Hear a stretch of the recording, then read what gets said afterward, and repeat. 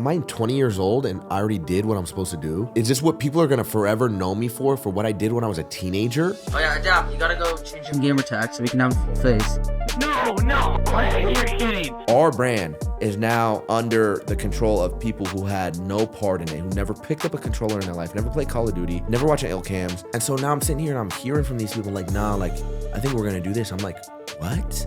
At the end of the day, we allowed this guy to kind of take this position. I don't know who he is, but To my understanding, you could have easily been dead. that's like a villain origin story. I got thrown in the hospital and the man who threw me in the hospital took my car and crashed it. He was a little man. He was a little fat man.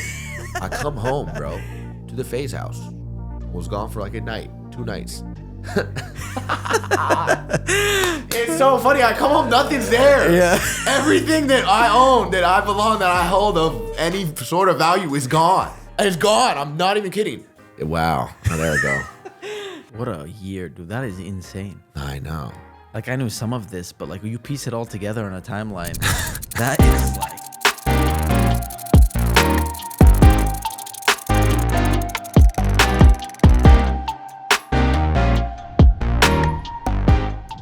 I just want to give you guys a heads up before the episode starts. We are officially on Spotify and Apple Music for all the people asking.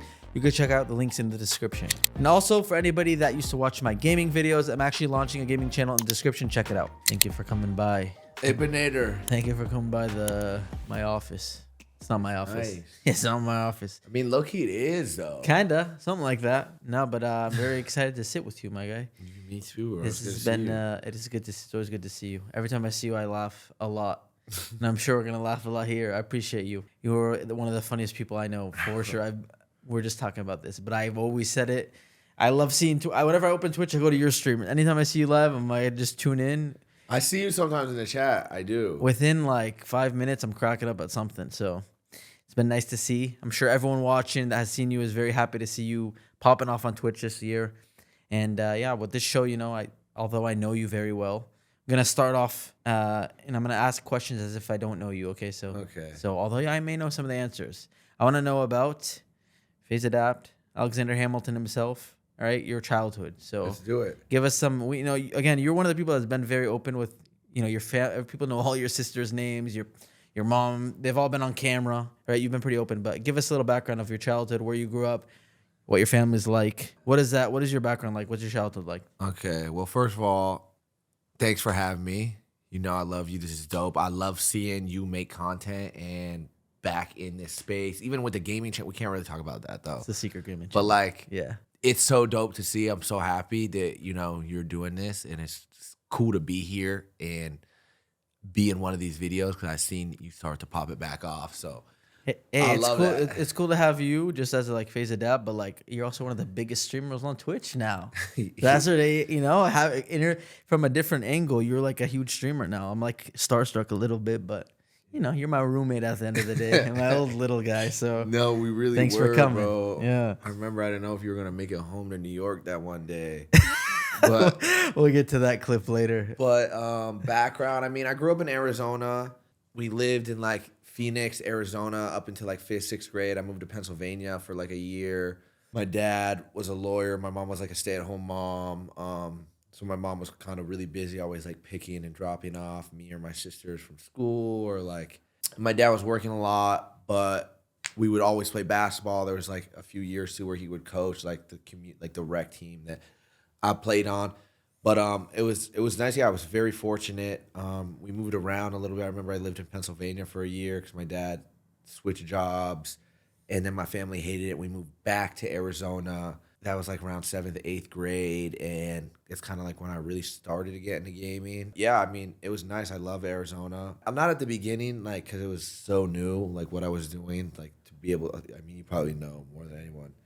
To be able to say like, oh, I want to be a YouTuber and like be a content creator and like I make Call of Duty videos. Like at first it was not a thing that my parents and my mother really understood at all. And like they were kind of, my mom really was kind of against it. My dad was more chill. Like, okay, you gotta just listen to her. And like, but now my mother loves it. She's super supportive and yeah, it's great. There was a clip viral recently of you talking about your grandma and your mom, and you wanted a brother, and you were pissed about hearing that He had another sister. That's too. true. Yes. My mom texted me about that, and she was like, I felt so bad. She was like, we tried. Like, I was hurt to hear you say that about grandma. I was like, Oh damn. no, I was man! like, damn. Your mom took it serious, man. Very serious. I was trying to tell her, like, Mom, I'm like, clearly, like, I don't, like, I'm not here mad that you didn't get. Like, She doesn't know what I clip know, farming is. Yeah, I know that you were trying. I mean, I was mad though. Like, I wasn't trolling. I was trolling, but like, I was like speaking from my perspective at the time. You're also a little kid, man. Yeah, You're you a know what I little mean? kid. That's so funny. That's so funny. She texted you. I feel like she's so serious too. She probably can't tell that you were trolling. But Yeah, that's funny. it ended up being all good. Like, we talked about it, and it's fine. All right. So before you were a YouTuber, FaZe Adapt, that we all know, but what did you do as a kid? What sports did you play? Did you ever have any jobs before YouTube? And what were your hobbies? Like, what did you do other than gaming and before you got into being a YouTuber? I played a lot of basketball. I really love basketball.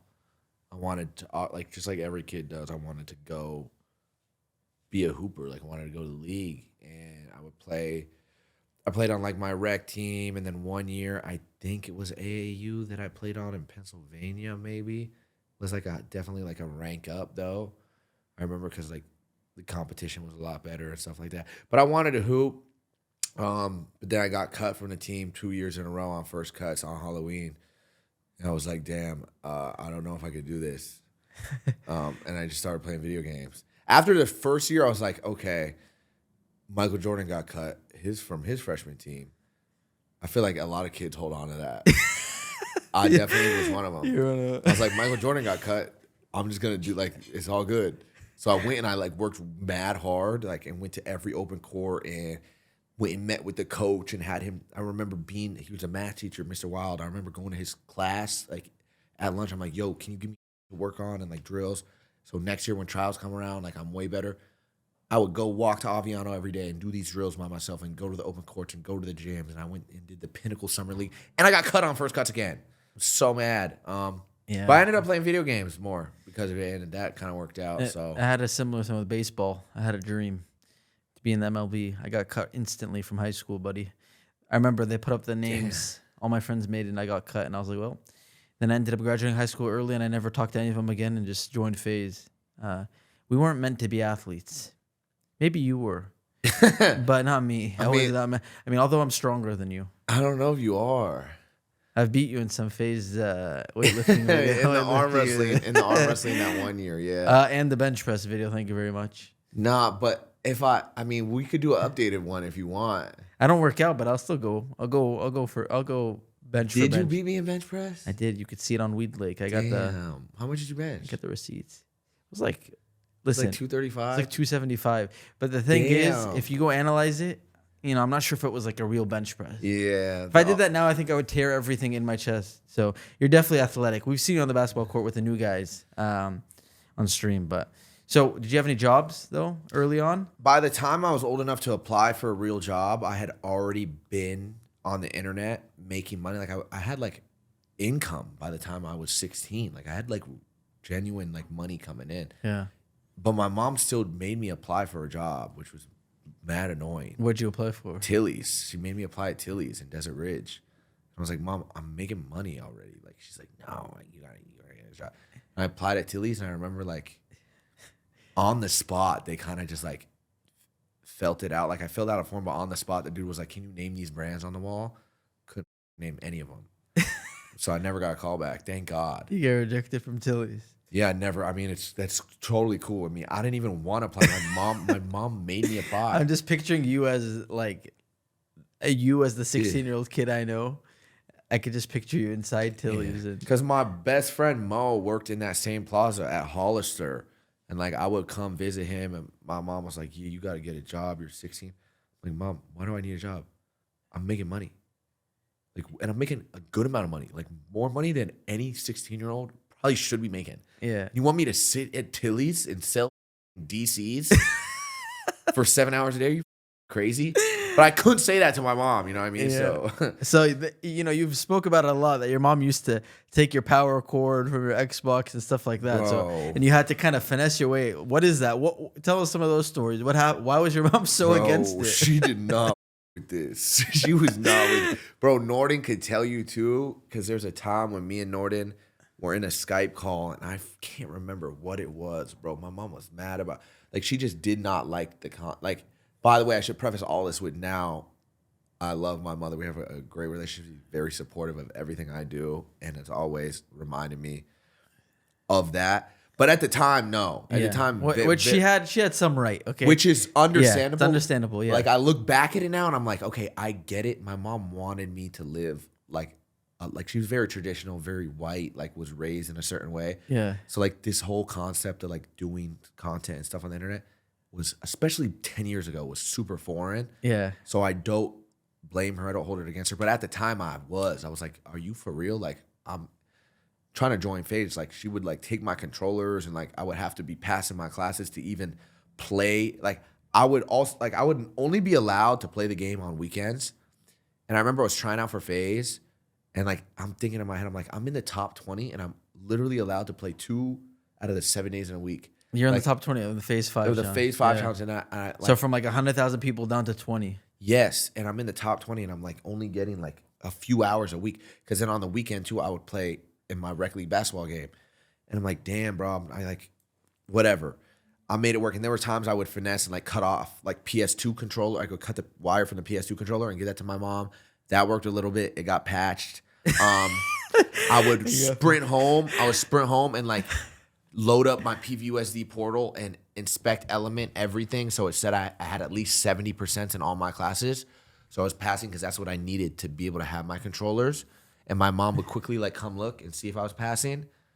And then she would give me my controller. She would never hit refresh. I would pray she wouldn't hit refresh. That eventually got patched. I would make like fake emails, like, and email my mom and be like, yo, I'm sorry, I'm busy right now, but your son got this grade on this test. It just hasn't been in yet. Once it's in and updated, he will be passing. It worked. Oh, my guy was creative. I would do a lot of For shit, the bro. love of the Black Ops 2 trick shot. Yeah. And then even after, like, when I started really making money and I was on YouTube, like, bro, I remember I was on an upload streak one day, and my mom would do like unplug the router, then I would just go plug it back in. Yeah. And like upload the video. I'm like, okay, mom, like you're just, that was just annoying. Then one day she took it. She took the router. She unplugged the router and took it in her car and left. And I was on like day 400 or 500 of uploading a video every day.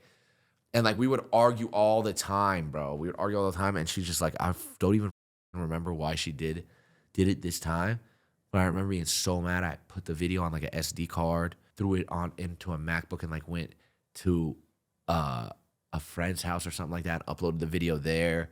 There was a lot of I was fighting an uphill battle a lot trying to do this early on in my crazy. career. You know what I mean? Yeah. Which, like you said, is understandable because it was so crazy at the time. I think Tico mentioned when I was talking to him that you missed an upload and you cried. Yes. I don't remember that story. That was like a year and a half, 2 years in, where I, like in between, like on like day 500 or 600, I was uploading every day. I was finding a way to get a new video up every day, regardless of my circumstances, what was going on. I had a YouTube video up. And this one day in New York, I couldn't get it up. Like the internet was out, and it was later in the day. Like I had started later in the day, and I had issues with Vegas, and then I got it. And then I remember like knocking on the neighbor's door with a laptop in my hand. I'm like, yo, can I use your Wi-Fi? No way. And their Wi-Fi wasn't working. And for some reason, we couldn't go to I don't know. And I just remember like losing it in my room. And yeah, I think I cried because I was like so devastated that I lost that streak that I worked on every single day for like a year and a half, 2 years. But it was low-key for the better because like at the time, it needed to be a thing where like, yo, I can chill. Like, I can take a day we off. were not okay with missing one day. Like that was like a mental illness for us for a little bit. Mm-hmm. I mean, obviously it was the grind. It was a very like motivated grind, but it actually was detrimental long term. Yeah. It was really detrimental Yeah. to the mental health of like a 18-year-old, 19-year-old kid. Yeah. You know what I mean? You don't go through like Mr. Beast like said something like this. He was like, humans did not like evolve thousands, millions of years to like be conditioned to like make content and entertain people and like read a chat and like, you know, like everything that comes with this, like, yeah, like it definitely had a big effect on my mental health back then. And I was clearly I cried. Yeah. Like I cried. I was like so upset with myself and just like mad. And like, I remember panicking and like, I didn't have like a laptop in my hand. I'm knocking on neighbors' doors. Like I'm knocking, yo, can I get some Wi-Fi? Like I gotta get this video up, and I couldn't do it. And then, yeah. That, you know, that fire that we all had though to work that hard was obviously why everything worked so well for us early on. I guess before you even got into FaZe though, you know, I had the honor of recruiting you live in Road to Oh, you did recruit me, yeah. I recruited you on Ghost, Road to Kill Cam on Ghost. Yeah. You were the only non-FaZe member, and I'm like, Adapt, go change your gamer tag. I wouldn't want to put the old clip because I was cussing in it and I just sounded disgusting in it. But what did I sound like? And I looked disgusting in it. But it's cool. It's cool. It's play cool, the clip, man. it's like probably up here right now. Oh, okay. Yeah. But it's a cool piece of history. I got to recruit you to FaZe. I'm not saying I'm the one that brought you in. I don't remember how you got in, but what's the story of you joining FaZe? You would know. So I mean, to be honest, I was like I don't want to say the best, but like one of the best trick shotters outside of FaZe in that BO2 era for mad long. yeah. That door was never open for me because Steve Bass was the leader of FaZe at the time and calling all the shots. You know this. Up until that moment, always would like move a certain way when he was in the chat, like in the Skype chats, or like pretty much is like now, glazed out of him. I was the one person who was not afraid to talk. Yeah. Like I was in like the Skype chat and saw like Seabass just to sit like see what he would say. Like everyone's like, "Oh my God, Seabass, look at my clip. What do you think about this?" I would just be in there talking, trolling. Like I wasn't. You were just a troll. You were a young kid. Yeah, and you were trolling, but yeah, it wasn't received very well. Yeah, I was young at the time. He didn't like it though. He did not like it, so he kind of blacklisted me. Which was like years later, I was like still trick shotting and got really good. I'm like, damn, I should be in FaZe, but because I was like. Yeah. But really, it wasn't like that serious. Like, I was like, I was just like trolling. Like I didn't say anything crazy. I was just like nerd. Like, and then like he would kick me from the chat, my team chat. He would kick me from my source chat. I have such vivid memories of this. And I'm like, how is someone who's not in our team kicking me from our team chat and no one's saying? We were all young and Banks, that was interesting. And Banks would like always unmute me and bring me back in. But the story of how I joined was like. I told you, like, for a while, I was a really good trick shotter. And outside of that, also making content on YouTube. Like, at the time, people didn't have, like, big fan bases outside of FaZe that were trick shotters. I had, like, 80,000 subs. Yeah, that's crazy. Just making trick shotting videos. And Banks joined FaZe. And me and Banks were in SOAR together. We would talk a lot and, like, manage kind of SOAR and, like, pick the, like, opener for soaring in South. So he was, like, very much so involved. And we would talk a lot. And he joined FaZe on some sort of, like with a leadership role. Yeah. And he came up with the idea of Phase 5. Yeah. The recruitment challenge. And then he joined after. Yeah. Basically. Yeah. And what's it called? He joined, and for a while he would tell me, he's like, "Don't worry, like give me some time, like I'll get Seabass to come around, just keep sending me clips." I'm going crazy. I'm sending him clips every single day. Every single day, boom, this, boom, this, boom, this. Like our Skype, if I had I wish I could find our messages. It's just me sending him mad clips. BO2, like the era wraps up, and at this point, I'm like convinced. In my head, I'm fully convinced I'm never joining FaZe. I fully accepted it. I'm like, it's cool, whatever.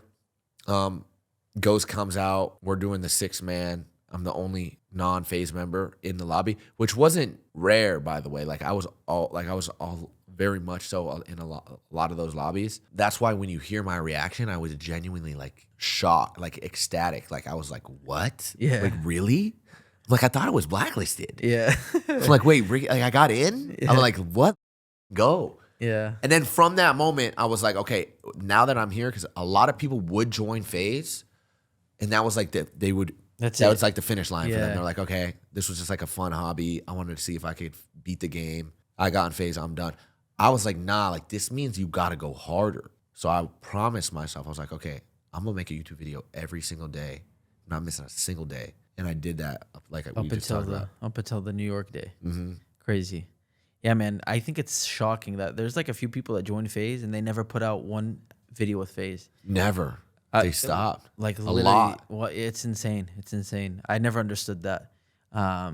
People have different mentalities. But I think I was like you. I was making videos every day, nonstop for years. That was the only way. That was the only way to do it. So you joined FaZe, and I think what was really cool about your story of being in FaZe is you were in high school. You were in your, I don't know if you were in your junior year, but I know your senior year was very much like a series on your channel. Bro. I know you had vlogs at your school, and what was that like being like the most popular kid in high school, being in FaZe, about to graduate, and just vlogging it all? It's crazy because looking back on it, and when you say it like that, it is crazy. Yeah. But at the time, it was so regular for me. Like, I joined my junior year, right? And it was very regular. No one knew nothing. Like, I had one friend who I would talk to, Muhammad, my boy Mo. Shout out Mo. Y'all know him. That was my man. Everyone knows Mo, by the way. I told you off camera, but I asked my Discord for some questions to ask you, and there was so many people talk about Mo and Roman. Like, your friends are like And in Roman the too. FaZe lore. But like in high school, I had one real friend, real homie. Like, I mean, like friend, like someone I could talk to, text. Like, Yep. we would go work out. That was Mo. You know what I'm saying?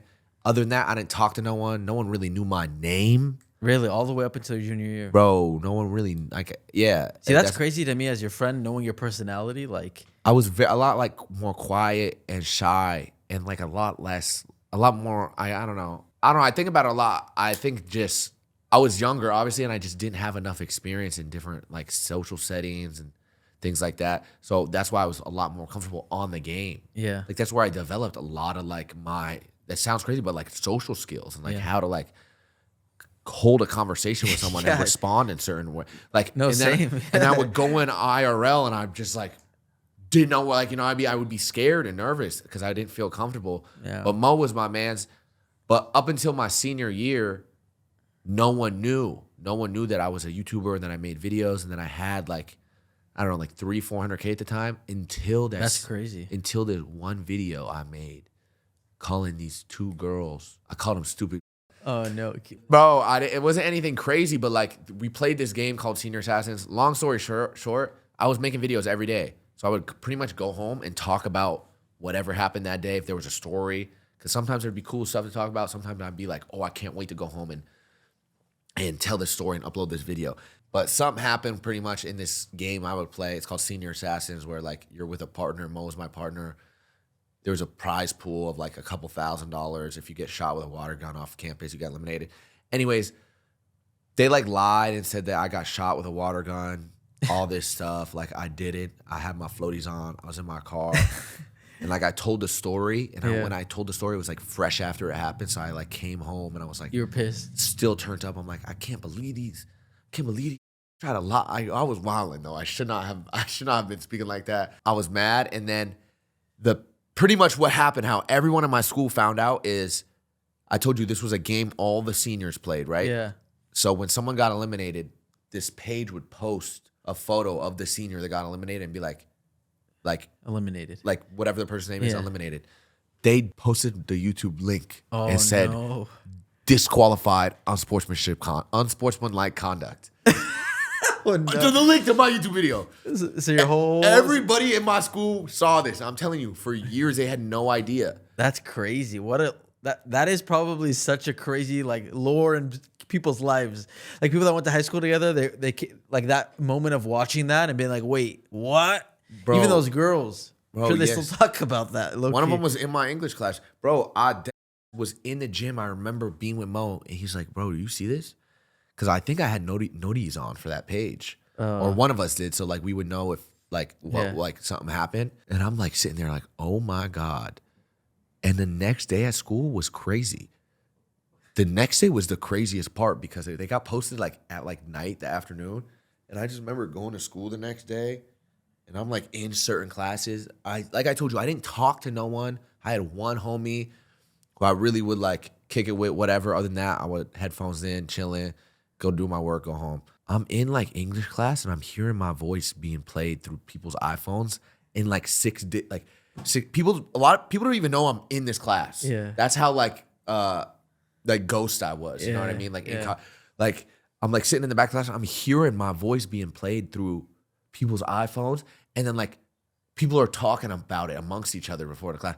Like, do you see this? Like, and it was like one of two things. People were either like, yeah, like that was up like on Sportsman, like, yeah, he should have got bounced. Or it was like, nah, like that was mad funny. Like what, like I saw that video and I started dying. Like people had like split opinions, but it was just weird being in school, like hearing a YouTube video being played by like your classmates. Like you got it revealed to the whole school. Yes. What was it like after that? Were people like cool with your channel? Were people giving you, making fun of your videos, or like how did people react after that? I mean, for sure. I mean, some people thought it was cool and other people thought it was like lame and like a nerdy thing to like play Call of Duty and make YouTube video. Like it wasn't seen as like a cool thing back Definitely then. not, yeah. Like now it's like, oh, you want to be a streamer? That's cool. Like there's esports classes being taught in colleges. Parents like push for their children to like pursue streaming if that's what they want to do. Back then it was like, if you're making content, filming yourself on the game, you're a nerd. Yeah. Like I kind of was a nerd, but like people would let me know. Like they're like, yeah, like this is it. And like some teachers, like even teachers like had like weird animosities about it towards me. I could tell. Some people thought it was cool. Some people thought it was weird. But after that, I was like, and then I just started vlogging more. And like I would vlog in high school and make videos. Like I would film like my senior year, like in between classes, like stuff like that. And like my day in the life, like at the gym, editing, like going out to eat here.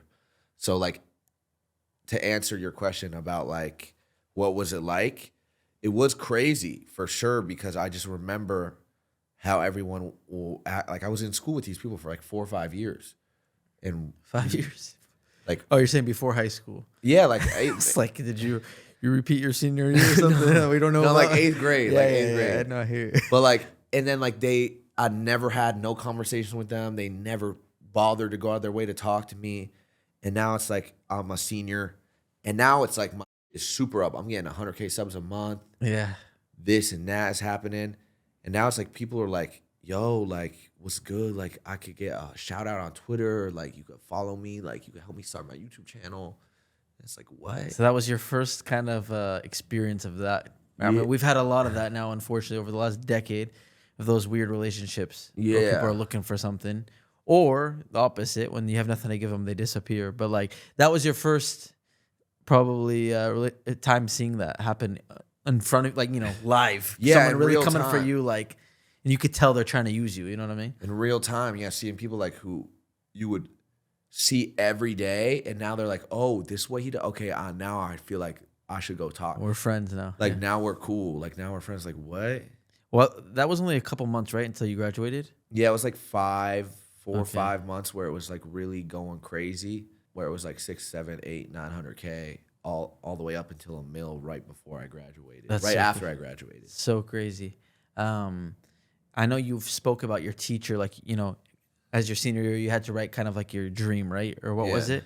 I know you've told that story, but for the people that haven't heard it, you had to write what you wanted to do after high school. Yeah, it was. To your point of the teachers were kind of being weird with you, or, one of the teachers was pretty direct, right? Didn't she kind of tell you how dumb your dream was? That was at the beginning of my senior year. Like this was like September, October. It's like a senior checkout form. And it's like, all right, what colleges do I apply to? What are my plans for after school? Like, am I going to the military? Like, am I taking a gap year? And then at the bottom, it just says other. And I wrote, it's on my Instagram, move into a house move to New York with 5 friends and make YouTube videos, something like that.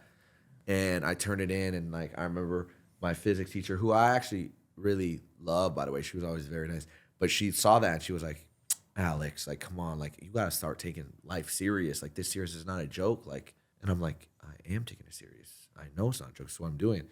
She's like, okay. And I get called to my counselor's office like the next day, and my parents are in there waiting too. I'm like, I get like blindsided. What? I'm like, what? Like, what's going on? Your mom's hyped, huh? She's like, I've been telling him for years. Yeah, they're in there like this. Like, Yeah. like my senior checkout forms on the desk is like, you got to start applying to colleges and taking some initiative and like think about your future. And I'm like, yo, I am doing all of this. Yeah. I'm sitting here trying to like tell them without sounding crazy. So that was before the whole explosion within your high school. This was this was before I had started vlogging in my high school and making day in the lives and stuff like that. When it was time to leave, my English teacher was like, yo, like, you're supposed to write like a senior essay, like a checkout essay about like I don't know if it was like about your plans or like about what your future, what it is. And instead of doing an essay, I asked my teacher, I was like, can I make a video? Because I make videos. And I'm like, I'm not going to college. Like everyone's writing essays about like this, that. Can I just make a video and like summarize it and like commentate it? It's like, yeah, sure. I remember working so hard on this video. So I want to like, I'm talking like 8 to 12 hours just of strictly like keep vidding videos and like clipping. Oh, you made like a story. Yeah. Okay. I think I still have it, and like finding data and analytics and numbers and like I worked more at the time, especially on this video, than I did any video at the time. And it wasn't a video I was posting. Yeah. It's an unlisted video for a school project. And I showed it in front of the class, and my teacher gave me like a D on it. No way. Or a C, this piece. No way. It was a good video too. I'm like so mad, bro. He's like, yeah, like it was missing something. And that was he was the critic, huh? Bro, it was one of the teachers that had like hidden animosity towards me because he knew I was making money. He knew I was on YouTube. And then I went back to the school and did like a speech like after I graduated, like 2-3 years later, for one of those like Nissan documentaries. Oh, okay. And I went to his classroom. It might have been 2 years after I graduated, 3. I went back to his classroom, and I remember he was like, I'm an author. Like, I want you to like, could you like shout out my book? No way. He's like, you think like this is my book I'm writing? Like, I could sign it and like you could show it on your video. You serious? I did not forget what you did. I'm not even gonna name drop him, but yeah. What did you say to him though? When yeah, sure. Did you I just probably play just it did off? one of those like, oh yeah, I got you. Yeah. That's hilarious. That quick, man. Bro. How quick did they turn around? That's hilarious. That's a funny story. You got a D on that final project. You got some haters in high school. Bro, hella haters, bro. Your mom was hyped in the principal's office. Like, I'm thinking about it. Like, get this kid to college. Damn, who was on my side? Okay, so besides the guys. So after all this, your mom, how did you convince your mom? Because right after that, you moved to New York. Very soon after. I mean, I didn't convince my mom. I just knew that once I graduated, legally, you can't tell me what to do. Oh, because you're 18. Yeah, and I'm like, I'm going to turn 18 over the summer, and I'm going with or without your support. Like, I'm not, like, it's not like, yeah, you can't tell me no. You told me I have to finish high school, and I'm cool with finishing high school, because Norden didn't finish high school. And my mom would always bring that up. Oh, really? My mom would be like, your mom was tapped in. My mom is, you're not going to be like Norden. You're finishing high school. I don't know what Norden's doing. And I brought it up earlier, but I like grazed past it. Norden could tell you this. There was a day when me and Norden were on Skype, because we would sit on Skype and chill and play FFA or whatever. And my mom came down, started like screaming at me about this or something, and like brought his name. And it like turned into one of those things where we started like full blown like screaming at each other, like back and forth. And I remember like after it was all over, I came back and like Norden wasn't even in the call. He was like, bro, I couldn't even sit in that. Like, you could ask him. I don't remember what it was about, but I'm pretty sure she even brought his name up in that argument. But I remember sitting my mom down and having Banks talk to her. Really? And Banks and Norden both talked to my mother about like the FaZe thing and what we were doing. I don't think it like swayed her decision. But you were like, how did I convince her? I didn't. I was just like, it was a thing where it's like, okay, it's once I turn 18 after I graduate, I'm gone. I'm going with or without your support. So let me know. You know what I mean? And then moving away from home, I will say, like, once I did move, that's what made our relationship a lot better.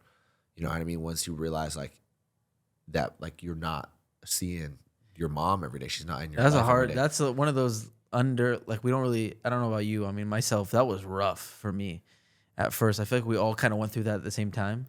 Getting away from family it's not easy, man, to move across the country. Mm-hmm. You get a little emotional, and you didn't realize that you had it. You had those emotions in you. But moving out was rough. So that kind of fixed some of that relationship. You're saying? Yeah, it was like that's what I think made our relationship a lot better and made me realize, wow, like this always came from a place of love. Yeah, it just was like the way I was receiving it. You know what I mean? That it looked different, and like I said, now like everything's amazing. Like I love my mom. She's the sweetest. Shout out. Kindest, and like shout out to my mom if watching this. I'd be honored if she's watching this. Yeah, she's awesome. Maybe I doubt it, but you know what I'm saying. Come on, man, tap her in. I'll send her a link. Some views, man. Now we have like a great relationship, and I really think that moving away from home and us separating, and like that's what brought us closer. Like ironically, That's dope. You moved in, the FaZe House in New York. I moved in November 2014, which is kind of when it started. Yeah. We just passed 10 years since we moved in. You moved in when? Do you remember when? I know it was 2015, but I visited for the first time June 2015, No way. and I didn't move until like July or August. that's so crazy. Because I told you I didn't want to move. Like I graduated and I had that summer. Dude, I don't remember the FaZe House without you in it or Blaziken in it. But you told me there's 8 months before you were there. That's crazy. I can't remember you not being there. No, bro. Y'all lived there for like a whole 5 months, and I remember. No, dude, that's like 8 months Yeah, I didn't visit for the first time until June, like after my birthday. after you graduated. After I graduated and after my birthday. June 5th. Right? Yeah. Come on, man. Yeah. You don't remember mine. It's June. No, it's May. No, it's June, you piece of crap. It's June. We're both in June. Norton's is May 29th. Yours is June. Every year I text this guy on June 5th. I know his birthday. He No, doesn't I know my your birthday. June birthday. 14th. I had like a 1 in 30. It's okay, man. What is it? I'm not telling No, you. you're about to make me look like a L friend, bro. No, you're not L friend. It's bro. You're no, W. wait, W. but the 5th is like an easy number, bro. fine. Okay. You have a hard number. It's okay. Listen. What's the number? It's the 20th. The 20th. Oh, It's fine. It's fine, man. And it's not a hard number. I might either. cry on my way home in the car, but we're good. Bro. Listen, wait, hold on. What were we talking about here? Oh, you visited. But what was that like moving in? You saw the FaZe House for like 8 months unfold before moving in. So I mean, what was Bro, that? what's going on over there? Y'all did the same things really that y'all were doing at your setups. And I remember I would get on Discord with Norden, and he would just like, Norden hated it. And I'm pretty sure you hate it. And like every day was like, yo, I want to move out. I'm not with this. This is not it. I'm hearing like, this is going on. This is going on. It's this issue. It's this issue. I'm like, damn, can y'all sit tight? Like I'm on the way. Like I have to finish. You came in and you saved the day. Like I bro. have to finish high school, and then like that's what's funny. You're like, I can't remember the 8 months before you moved in. I don't remember it either because you guys weren't really vlog. It was just you. It was just you and Norden. Yeah. There's some in Advanced Warfare just came out. To the cherry on top, one of the most disgusting CODs I've ever played. So I'm sitting there making Advanced Warfare cut comms in the FaZe House with snow for the first time in my life, hating my life. Banks is punching walls. Me and Rain were beefing, not even talking to each other. It's like one of those things like where you talk about with your homies and you're like, oh, I'm down. Like, Yeah. we'll see if it happens. And it ended up happening, right? And then Norden dropped out and moved in. Then you moved in. And I'm like the timing's like a little bad right now. Like Yeah. I can't go, y'all. in high school. Like I have to finish high school and my mom will literally kill me. Yeah. She already kind of wants to kill me. So like now this might like cushion it a little bit. Definitely, there were some rough times that people maybe didn't know about. Did you have any rough moments? I mean, you moved in happily after graduating high school, but were there any times in the New York house that you kind of like had similar feelings that I just told you that I had and I know Rain had, or any struggles there that you never really, people maybe didn't know at the time? I mean, never like internally, like with the house or anybody. Like it was never a thing where I was like, damn, I don't want to live here, or I don't want to wake up every day and like be in a house with my closest friends making YouTube videos and playing Call of Duty. And like, it was never that for the most part. You know what I mean? I mean, I think maybe towards the tail end, like mentally, like I had just gotten out of a relationship. And I remember at the time I was like really torn up over it. But at the same time, I was like still making YouTube videos. So I was trying to Because like, that was all public on your YouTube as well. yeah. So like, I remember trying to figure out like, okay, I got to still make YouTube videos, but I don't feel good, but I still got to make videos. So it was like a weird thing, you know what I mean? So I would still do it, but then I would stop and I would just be like, damn, like I would just lay in bed all day. I remember like watching the entire series of Gotham in like 2 days. And like, then I would just watch another show or another and just never leave my room. You know what I mean? In the New York house? Yeah, but that was like kind of towards the end of it. Other than that, though, like nothing like internally, like where I was like, damn, like Yeah. I don't like the house. Like for the most part, it was pretty straightforward. Thankfully I think the whole time in New York, there was really no beef in the house. Like, again, me and Rain early on had some like unspoken beef, but like I feel like everyone really got along. Obviously, there were some crazy moments. I mean, again, Banks, love him to death, but Oh yeah, when he got kicked out of the crib, I remember that. I wasn't even there. I forgot about that. I sat and I watched it from the window of the FaZe House living room. Like, Can you explain what you saw? I just remember I wasn't a part of any of the conversations, or like I didn't hear, like it was like a thing like everybody else like was more tapped in. So like I would like hear bits and pieces through what other people were saying. It was like, oh, he's here and he's acting like this. Or I just talked to Tommy and he's like in Norway wilding, or he's at the airport doing this. And they're like, okay, just send him home to Boston. But he didn't want to go to Boston. He wanted to come to the FaZe house. He was like, I want to come to the FaZe house. He like got picked up from the airport and his family was driving him to the FaZe house. But when he got to the FaZe house, he got 5150'd, I'm pretty sure, right? Yeah. Like which this is by the way, I wasn't even referring to this, but this is an insane thing that happened that we didn't really ever talk about. I mean, he's talked about it, but 5150, for whoever doesn't know, it's like where you basically are deemed mentally like unfit. So you get put into like a mental hospital for 3 days, I think only is, at least in California. Yeah. Unfortunately, we have some experience with this rule with FaZe's history multiple times. But it's in California, I think it's 3 days. So yeah, he kind of went, I guess, a little manic, right? This was actually, we skipped a lot of history here, but like this is when, former CEO, snaky guy came in. Yeah. This is when like the company kind of started really becoming incorporated and it started becoming this bigger thing. And yeah, Banks was like, this guy's like, I don't even know how to describe him, but like he just like milked Banks for anything he could. Oh, 100%. And he flew him to Norway and Germany and whatever. And yeah, Banks kind of like just didn't sleep for multiple days and Yeah, it was had like a very public mental, I don't even know what to call it, bro. But it was unfortunate. Obviously, my guy had like the biggest bounce back of all time. We talked about in the ESPN 30 for 30. We spoke about this, whatever. But the other guy behind the scenes was kind of just called. That was such a weird moment, bro. Yeah. The CEO, and that was just such an interesting time.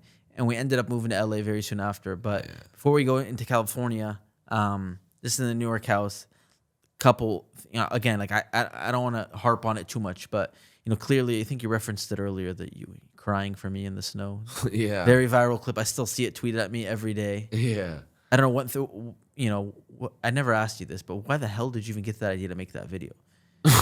Someone in my Discord wanted me to ask you this, and I'm like, that's a good question. Oh, no, because I have bruh. seen this for years, but I know we were just making videos, but how did you make yourself cry is my question. I would try. How'd you make yourself cry? You watched something. You must have watched I think I was something. either listening to sad music or watching like a sad they weren't called that at the time, but like a sad core edit of like TV shows I would watch with like sad moments. So I'd sit there and I would like watch this, or it was music, and I would just like in my head think about terrible things.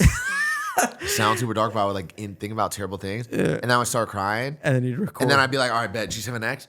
But the issue with that was like I would realize what I was doing while I was filming, so I would get like a minute off, and I'd be like, I'm not crying anymore. Yeah. So I'd have to stop, hit record, put it back down, and then start crying again, and boom, pick the camera up. So like that, the process of filming that, it wasn't like a one take, like I'm crying all the way through. It was like, all right, I got tears flowing, I can film right now, and now they're stopped, so now I have to cry again.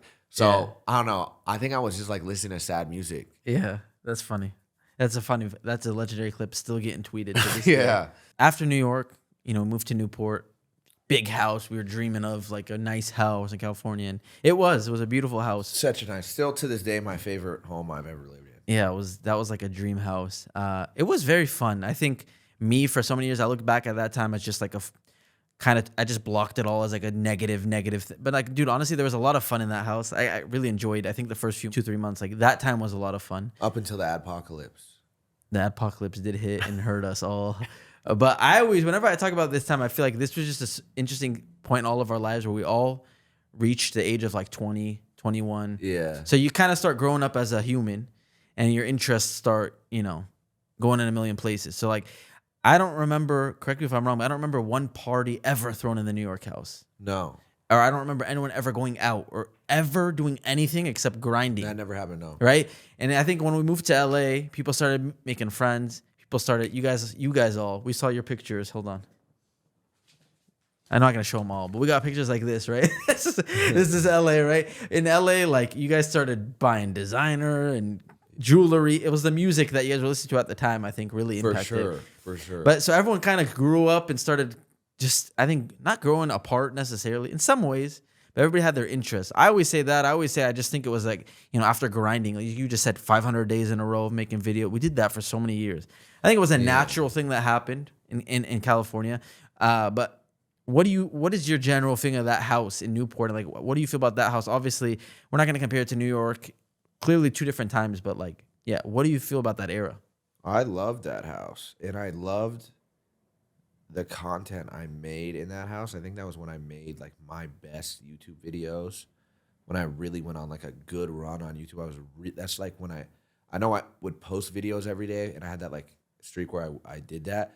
But I think the quality of content that I was making in that house, like I put way more into, and like I cared way more about the actual video itself. I was having a lot of fun doing the things I was doing. Like I went to Chernobyl for a video. Crazy. That's so crazy. I remember I made a video. I was like, if it gets 300K, like we're going to Chernobyl. That's where a nuke went off, and it's radiated, and people are not supposed to go there.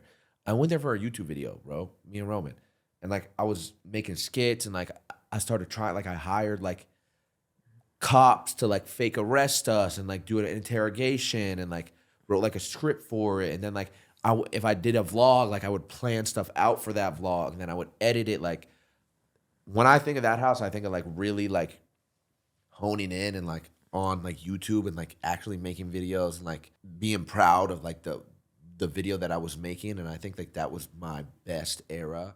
You hit it. You reached a new level. I think most people at that point, at a certain point, kind of like, I don't want to say got demotivated. Maybe other factors that happened with FaZe or personal, or just stop making videos in general. But you never, again, you kind of turned it up for sure. You were, I think, different in that house. I mean, I look back and I still made I don't know if I still used to post every day, but I look back at my channel, I'm like, dude, I had so many videos in that house too, that I don't even, like, my memory is so bad that I don't even really remember what I was doing. But I definitely remember you going to Chernobyl and stuff like that. You were pushing the boundaries. I don't think people were really doing stuff at that time for sure. It was all I was doing was like, I would be up for days at a time working on a video, like editing videos, like myself, like cutting them like at 3, 4 in the morning, sending like a Google Doc of like, I would have like a whole structure of how I would do it and shoot the video.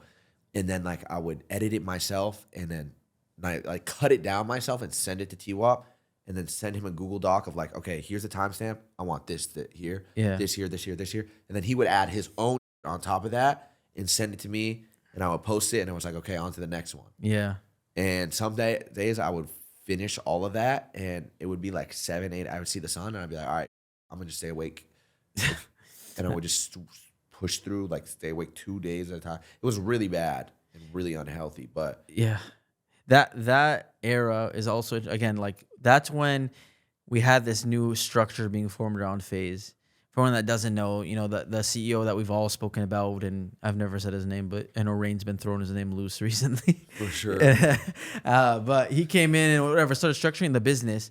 So it was really interesting at that time, because this is where I got scammed for a good amount of money. But like, you invested in their company too? Yes. He wanted me to double it too at like the last second. This guy That's the worst human being I've ever met. Yeah, and we'll get to a reason you're saying that. You have very valid reasons to say that. But this guy came in, and we were kind of still making YouTube videos a little different, but we started having this company built around us. Obviously, like, we let him in, right? At the end of the day, we allowed this guy to kind of take this position. But I remember sitting in Rain's room. I don't know who we is, but yeah. I'm just saying we for all of us. I always rode with it anyway. So I just trusted. I was like, y'all know better than me. Same. Unfortunately, so if y'all trust him, I trust him. You know yeah, what I mean? me and Rain have talked about the first time he got brought up, and we looked at each other like, this is not the move, but we did it, and whatever. I remember sitting in Rain's room while he's breaking down the company, he's doing his ownership. This guy was raising money for like the new, Facebook, new social media, and he was basically funding FaZe through it with the promise that FaZe was gonna market. It was like this whole scheme. But, it's one of those things where this guy's weird and we're kind of getting scammed, but, like, we're too deep. You know what I mean? It is what it is. The point I'm bringing all of this up is this happened, and Banks kind of slowly started coming back into the picture at this point. Yeah. But he didn't come to the FaZe house. He had his own house, the Clout house. Obviously, that whole era is something that everyone knows about. But when this house kind of fell apart, the Newport house, but you moved into another FaZe house. Yeah. I got my own FaZe house. So what was that one like? Because I feel like this is where things started kind of going downhill for you, maybe personally. Yeah, in that house. So you know, you've spoken about not being able to make videos in that house and some things that happened in that house. But can you give some background on that house and why you think that guy's the worst guy in the world? Because stuff, right? If I'm remembering correctly, this is kind of where you had some bad experiences with him. And Yeah, to say the least. I mean, to like, I think it's important to preface it like you're like what your experiences with the house. Before I even had that house, to get that house, I met with him in like April or May when everyone, like you said, was kind of slowing down. Like people had their reasons. Like people were like not really motivated to do YouTube. The ad apocalypse just hit. Like everyone has different interests. I turned it up though. I was like, no, I'm going harder. And I met with him. I'm like, listen, I don't know what the plan is when this lease is up, but if it's up, like I want to be able to get my own crib and I want it to be in LA and I want to be able to put who I want in there, people who want to make videos and push FaZe forward. And I pretty much want the ball in my hands. You know what I mean? Is what I'm saying. And he's like, bet if you show me that you can do this and that you're serious about it, I got you. I showed him, I did it, I got the crib. I remember speed running, moving everything from Newport to this crib, like in 3 trips in my range, boom, back, boom, drop it off, boom, 1 hour back, boom, 1 hour this way. And I get in, like I get everybody in the crib, I have a whole plan, and he's like, actually, yeah, you can't post videos in the crib. He's like, yeah, I don't want people to think FaZe is splitting up. And like I look back at this, I'm like, damn, I don't know why I didn't fight this. Like, I don't know why I didn't fight this harder. he literally just, I don't even remember. I remember this. we sat in a call, all of us sat in a call, all the FaZe members, like from the like OG house, and we're like, all right, what are we doing? Because like half of y'all wanted to move to Calabasas, you were trying to go home. Yeah. I was in LA, Banks was over here. Yeah. Everyone was kind of like this. No one seemed. So he's like, how about we don't do anything? Adapt. You can't post. Don't do no videos. Don't do no content in that house. Don't reveal it as a FaZe house or nothing until we figure out what's going on with everybody else. So people don't get the idea that like FaZe is splitting up, which is so stupid. You know what I mean? And I was just like, okay, yeah, bet. And I just didn't post videos. And I was like in this house, just so miserable, like doing nothing, just sitting in bed all day, like waiting for the green light, you know? So insane looking back. Like, why did we like listen to like in these moments to this random dude, right? Like what? Like I can't even imagine someone saying don't post videos on a YouTube channel and like, okay, I'm not gonna. Again, I always look back and like I said, we were young. I give ourselves some break sometimes. We were young, inexperienced and all that, which is all true. You know what Stockholm syndrome is? Where you're like held captive, but like not you're in love with it's a little more extreme, but like, dude, this guy was just like he had some like magic spell on everyone. I don't know how he convinced everyone.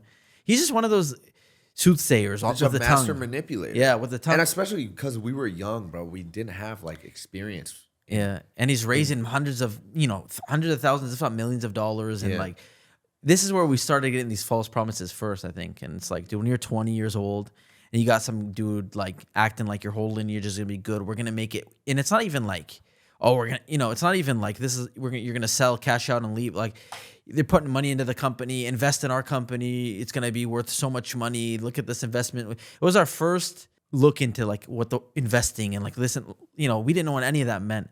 So this guy just came in at such an opportune time. I can't even believe. I don't even. It's just a shocking thing to think about how he even found his way from freaking Norway here. But yeah, it's pretty insane. So you got put in that house. The guy told you can't make any videos. So what happened after that? Like, what did you do? I know you had a pretty dark time. Yeah, I mean, that was really like what sparked like a sequence of events that were just, I can't describe as anything other than just like that whole year was so awful, bro. 2018, the first year I lived in LA. Oh my God. I mean, I have some things that I know happened, and I'm sure there's stuff I'm missing out on. Yeah. But I think one of the first things, correct me if I'm wrong, is you've talked about it recently, your Seizure story. Mm-hmm. I know you've probably talked about it on stream recently, but for the people that haven't seen it, can you give some background on what that is? Because to my understanding, you could have easily been dead if you didn't, if certain things didn't happen, right? Yeah, I think so. I think so. And I think about it a lot too, because I would normally have been like at that point when I had the seizure, I was in my bed all day, blinds all the way down, in my room, not talking to no one, not on the phone, just like all I wanted to do was sleep. All I wanted to do was sleep, bro, and just like wake up when it was better. So I was like taking it every single day. And I remember it was like January 1st, and I realized I'm like, bro, this is bad. Like, 'cause Like I wasn't what? What were I you wasn't talking to no one about it either. I was taking drugs. I was on drugs. I was taking pills. You know what I mean? Every single day, like I don't know. Like in my head, how I can even justify it, other than like I was just so bored and so miserable and had nothing to do, and also no one to like turn to or look at me and be like, "Yo, this is not how you're supposed to deal with it like this. There's other ways Yeah. to go forward." And so I was taking pills every single day, and I remember I realized like it was bad. Like on the new year, January 1st, we had been in the crib for like a week or two at the point. I'm like, bro, I gotta stop this. This is bad. Like this is bad. So I try to stop. And I remember it was like the second or third day of January, and I couldn't do it. Like the withdrawals were crazy. Like my head was pounding. I felt sick. I'm like, nah, I can't do this. I can't do this. So I started taking pills again. And like I said, every day was just me in my room, like, and I was getting high, just watching on the TV, mindless. Like I don't even remember. I was just doze off, fall asleep, wake up. I'm awake. Okay, I'm trying to go back to sleep. Boom, boom, boom. Back to bed. Blinds down all the time. It's like blackout dark in my room. And then this one day, I ordered food. I ordered Shake Shack, and I went down the stairs to grab it. And my room was its own floor, right? You've been in the crib. Yeah. It was its own floor, completely separated from everyone else in the crib. So I had to walk down the stairs to the garage to meet the Postmate, grab the Shake Shack, and then I went back in the stairwell to go up to my room. But I heard Nikon and Clark playing 2K, or like I just heard them in the theater. And I was like, you know what? I can't remember the last time I left my room or like went and saw any of the guys or anything like that. I'm like, all right, let me eat. I'm just gonna eat this in the theater and then go up to my room. So I like went in the theater to eat my meal, and that's the last thing I remember. Don't remember having a seizure or like passing out. The only thing I remember is like sitting down and like putting my Shake Shack on the ground and like looking up, seeing they're playing 2K, going to eat it. And then it's like a not jump cut, like hard cut. I'm in the back of an ambulance, like in the back of an ambulance, like you know how like in the movie, like the black bars fade in and like it's like ringing in your ears and your vision's like blurry. That's what it was. And I was like coming to my senses, trying to figure out what's happening. And like there's like a ET or like a medic or someone next to me, like saying something. And I look to my left, and it's you could bleep his name out, but it's Yeah, that's crazy. it's him. It's crazy. It's him right there. I'm not even kidding. And I'm like, what? And he's like, it's like, don't worry, man. Like, you're going to be okay. Like, we got you. And then like I kind of doze back off, wake up at the hospital. And I had a seizure for sure. I had a seizure, which is like really, really crazy to think about and really scary. I never had one in my life. And I don't know if it's because of like if I took too much or if it was what I took or what it was about it. But I think like the craziest thing about that situation when I look back on it is 9 times out of 10, I would have been by myself in my bedroom, my bedroom that's completely isolated from the rest of the crib. And I would have had a seizure, not around anyone. No one would have known. And that's like a lot of times how people die. Like people have died like that in the past. And people have died like that even with people around them, like because they've had seizures, like drug-induced seizures or whatever it is. And I don't know, like thank God, by the grace of God, I was not by myself. Nikon was there. And I remember him telling me he like held my head up or something. And then like they called an ambulance and they got there quick enough. I was okay, thank God. But that's like the craziest thing when I look back on it is like, I really could have been in my room by myself at that time. And I don't know what would have happened if that was the case. Thank God you decided to go to the theater. That's insane. I think your point that you kind of glossed over though, like waking up in the ambulance and the guy that basically in some ways led you to that is sitting there. Bro. And I know it gets worse because I remember hearing about, and I couldn't believe it because I remember driving and by where my family lives and hearing that they were saying that you overdosed or whatever. That's what the guy was saying, right? Is that you overdosed, whatever. And then I just remember hearing something about his wife driving your car. Yeah. So that's not even the worst. Yeah. So yeah, I like had that whole thing happen, had a seizure, went to the hospital, and then he was there and he was like, listen, you don't have a choice. You're going into this like rehab center or something like that. I don't remember what it was. Some sort of like hospital clinic. Like he's like, I'm putting you in here, and if you don't go in here, you're going home to Arizona. I'm pulling the plug on all this, on the crib, everything. I'm like, bro, like what? I can't even get a word off. He's like screaming at me. Like I finally, by the way, my head is aching. My head is pounding. Like I don't know if I hit my head or what's going on. I just remember my head pounding at the time. And he's like, yeah, we're first thing in the morning. We're taking you to this place and we're checking you in. We're not taking you. You're not coming home until they check you out. And if you got a problem with that, like you could go back to Arizona, and I'm pulling the plug on the FaZe house, pulling the lease. Everyone goes home. I'm like, damn, I don't even have a choice. And also at the same time, you're not even gonna ask me like, what's up, like what's wrong, like why, like why did this happen? You're not even gonna try to like talk to me on like a human level and be like, yo, are you okay? Like, are you good? Like, what happened? Like, what led to this point? Could I help you? And none of that. It was like, no. It was like, oh, you buy it, like, and you need to go in here and fix this, or you're done. And so that's what I did. I went into that like hospital or whatever, and I was in there so dark for like a week or something. I don't know. I had no phone, no like access to the internet. I was in there with like real junkies and people going through it. I remember I shared a room. Like I was in a room. Like I don't have a lot of memories from it.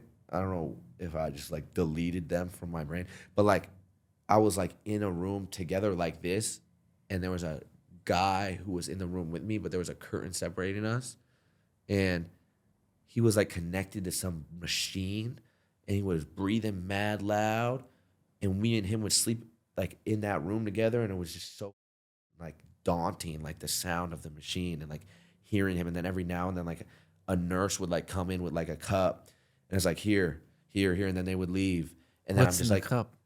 just like pills or something, like a cup with pills that like are supposed to help you Wean off of? Yeah, you know what I'm saying? I was in there for like 6-7 days. My dad had visited me. Nikon had visited me. My cameraman, Jeff, at the time came and visited me. So I saw them and talked to them. And that was like the little bit of like actual human interaction I had. But other than that, I was like pretty quiet and like didn't really talk to anyone. I was just like, again, like I would just lay in the bed in that room and just like sleep. Just try to sleep until I got out. And then I got out.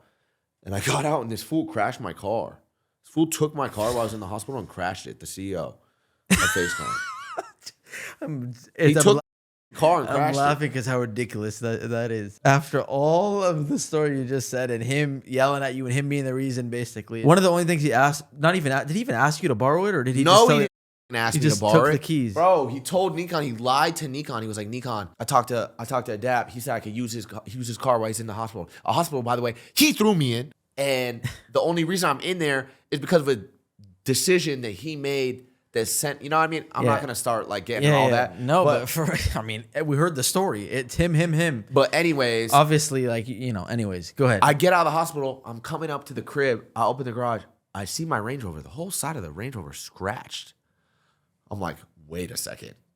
This is what I go in the crib. I'm like, Nikon. I'm screaming at Nikon. I'm mad at Nikon. Are you seriously? Did you take my car while I was in the hospital and crash it? He's like, bro, what? He's like, Nikon. He's like, what are you talking about? I'm like, no, I would not do that. He's like, you said he could drive it. I'm like, you gave the car. I go out to the car. There's a baby seat. There's a car seat, like for a child in the back seat for his kid. He gave the car. He didn't take the car for himself. He gave my car to his wife, so his wife could go run errands with the kid in the back seat, and his crashed it.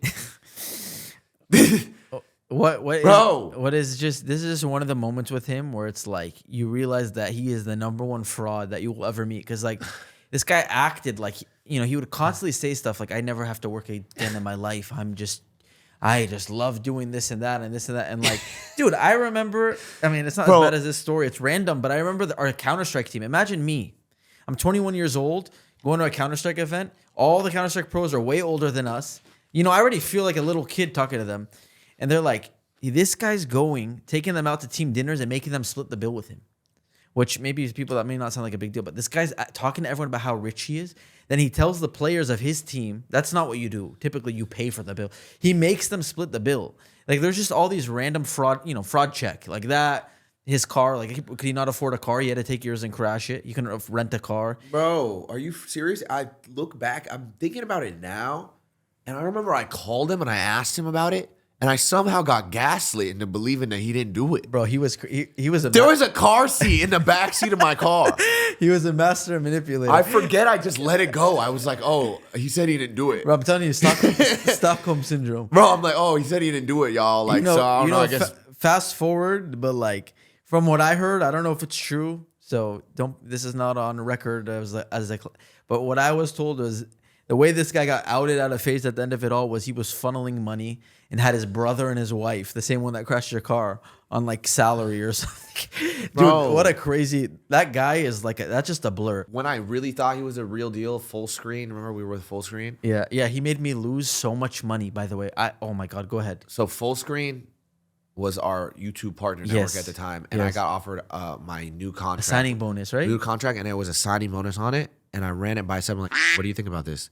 He looks at it. He's like, I could get that signing bonus tripled. Okay. I'm like, did you ever get it? I'm like, for real? He's like, yeah, I'll do it.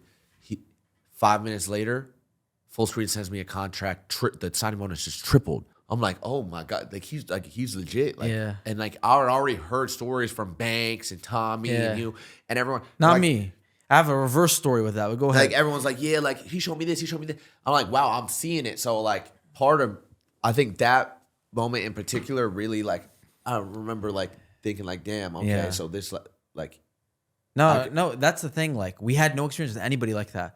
So anyone even just talking with the level of confidence he was talking would be like, okay. Yeah. I had the same thing. He wanted to bump my signing bonus from full screen. He never got it bumped. I waited for a year and then I missed out on the signing bonus. And it was a good amount of money. And I still think about it to this day because I'm just like, dude, it was whatever he used was free money. Yeah, man. He must have been after you. I guess he didn't like me. I mean, he weird. Stole all our money. No, the guy's a weird. He's a scumbag. The guy's a weird man. Weird little man. He was a little man. He was a little fat man. He was a little fat man. He always, every time we'd see him, he'd talk about. He was actually fat. Every time I saw him, he'd talk about visualizing him. He was chubby. He used to talk about how he's in the gym. He's in the gym. Very interesting character. I think we can make an evil villain movie out. Bro, we really could. We should. Does that not sound like a villain story? Like that's like a villain origin story. I got thrown in the hospital, and the man who threw me in the hospital took my car and crashed it, while also simultaneously telling me I can't do what I love to do. Yeah. You lived. Like what? No, he is an evil villain. Honestly, bro. He should have turned you into a villain. Thank God you didn't. That's what I'm saying. I should have gone full Joker, bro. Yeah, you had a Joker face, but you got the tattoo on your arm. But thank God you didn't go after anyone. Nah, that guy was. Anyways, crazy. That stuff is insane. I mean, before we move on, obviously you being in the hospital without a phone for a week after all of that, like, I'm sure you came out of that with some lessons learned about yourself first and foremost, but like people around you too. Like, do you remember? Did you have did that shift the way you viewed? I mean, it must have in some capacity changed the way you looked at all the things around you. But like, I'm not sure what happened immediately after that or what the next couple months were like. But I mean, it definitely like had an effect on me. I don't think I fully like processed how much though until a lot later on. Yeah. You know what I mean? Like I tend to do that like with situations like that. It's like, okay, this happened and it's like, it's whatever. It's not really a big deal. And then I think about it like as time goes by and I'm like, wow, like that was crazy. It definitely like changed my view on a lot of things and affected me in a way. And also I was really young. I was 20 years old. I was 20 years old and like overdosed and got thrown in a hospital and then like got out of the hospital and got robbed like 5 times. Yeah, I was gonna get and then to I got sued. Hey, and then I cracked my head open. We're gonna get to that. That's what that was so bad. That's what's insane. The story like didn't even start with that year for you. That was quarter one. Yeah, we're in the first quarter, bro. There's a lot more that happened right after this, which is insane. I look back, I'm like, dude, that was in my whole point of wanting to kind of quote unquote rehash all of this is like, now we see you on Twitch, one of the bigger streamers on Twitch, and like we're speaking about, right? You're just in a great place now. I think it's like one of the most impressive things to watch because there are so many moments where like, dude, like I don't know, I'm actually curious, like what were you doing in these moments? But you had this experience which was absolutely insane. I'm sure it changed the way you viewed things. I think just really quick, just to close up on this part, whatever it was, maybe you had some sort of like, I don't want to say addiction. I don't know if that's. I was definitely addicted. Okay, I was for sure addicted. Because I know Okay, so for people that are maybe dealing with some form of addiction, I know you obviously last year too. You did a 7-day stream where you quit nicotine, right? So you were addicted for sure to that. Oh, yeah. Clearly, I'm That sure. more than Unfortunately, anything. a lot of people watching this are probably vaping, which is a horrible habit. So Hitting bad. the vape, or I don't think people use Juuls anymore. That's like 2016, huh? But like whatever it is, all these e-cigs and vapes, a lot of people are getting addicted very young to this, unfortunately. So for someone that overcame 2 addictions, I guess, right, you could say, one of maybe I don't know what was harder, whether it was the pills or whether it was the nicotine, but like what kind of advice can you give people that are in a similar position? And by the way, a lot of people maybe don't even think they have some sort of addiction. I feel like that's probably the case a lot of Yeah, a lot of people like have that lie they tell themselves where it's like, oh, if I wanted to, I could stop. If I wanted to, I could quit. Even with vaping, I was like, oh, I don't own a vape. I just hit like the homies when they're around. Yeah. Obviously, there's more extreme cases with more extreme addictions. But I mean, what I would tell somebody, like if you don't realize you have a problem and you don't think it's a problem and you're justifying it in your head, you're not going to stop until something extreme happens. Like you have a seizure or you almost die or something like that until you're just like, wow, this is real. You know what I mean? So, I mean, you have to realize that it's a problem and you can't live your life like that forever. The way that ends is not good. Yeah. 9 times out of 10. And then, I don't know, 2, I would say like being open with it, like talking to people, like holding yourself accountable too. Like what helped me with the nicotine one, the other one, I really didn't have a choice. I got thrown, like I told you, I literally just got like thrown into a hospital and was like, okay. And you go about it that way. But with the nicotine, like I went public and made a documentary and researched deeply into how like bad it is for your health and all the ramifications to inhaling those carcinogenic chemicals and like smoking that as frequently as I would. And then I was like, okay, I'm going to hold myself accountable and stream for the next 7 days.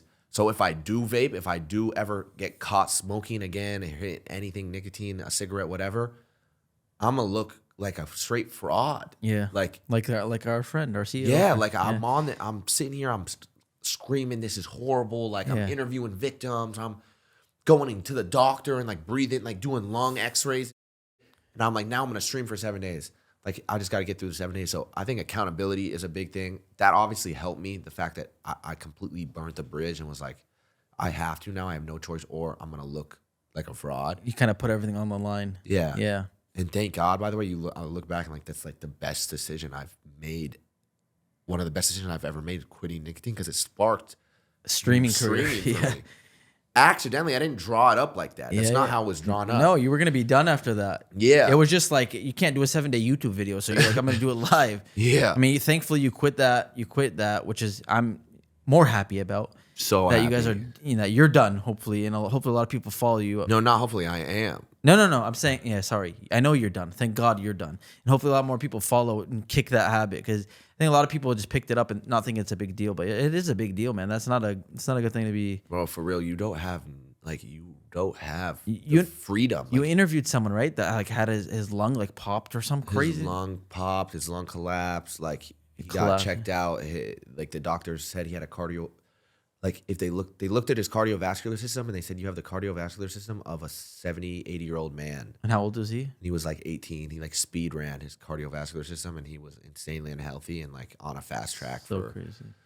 nothing good. You know what I mean? Yeah. And even like recently, like I was out on Saturday with some friends. I was driving to like this thing, and like one of them was vaping, but like everyone else in the car vaped, and like I'm hearing them. They're all like, "Yo, like you got it?" Like, no, I gave it back to you. Yeah. And I was like, "Oh, are you sure this one's dead?"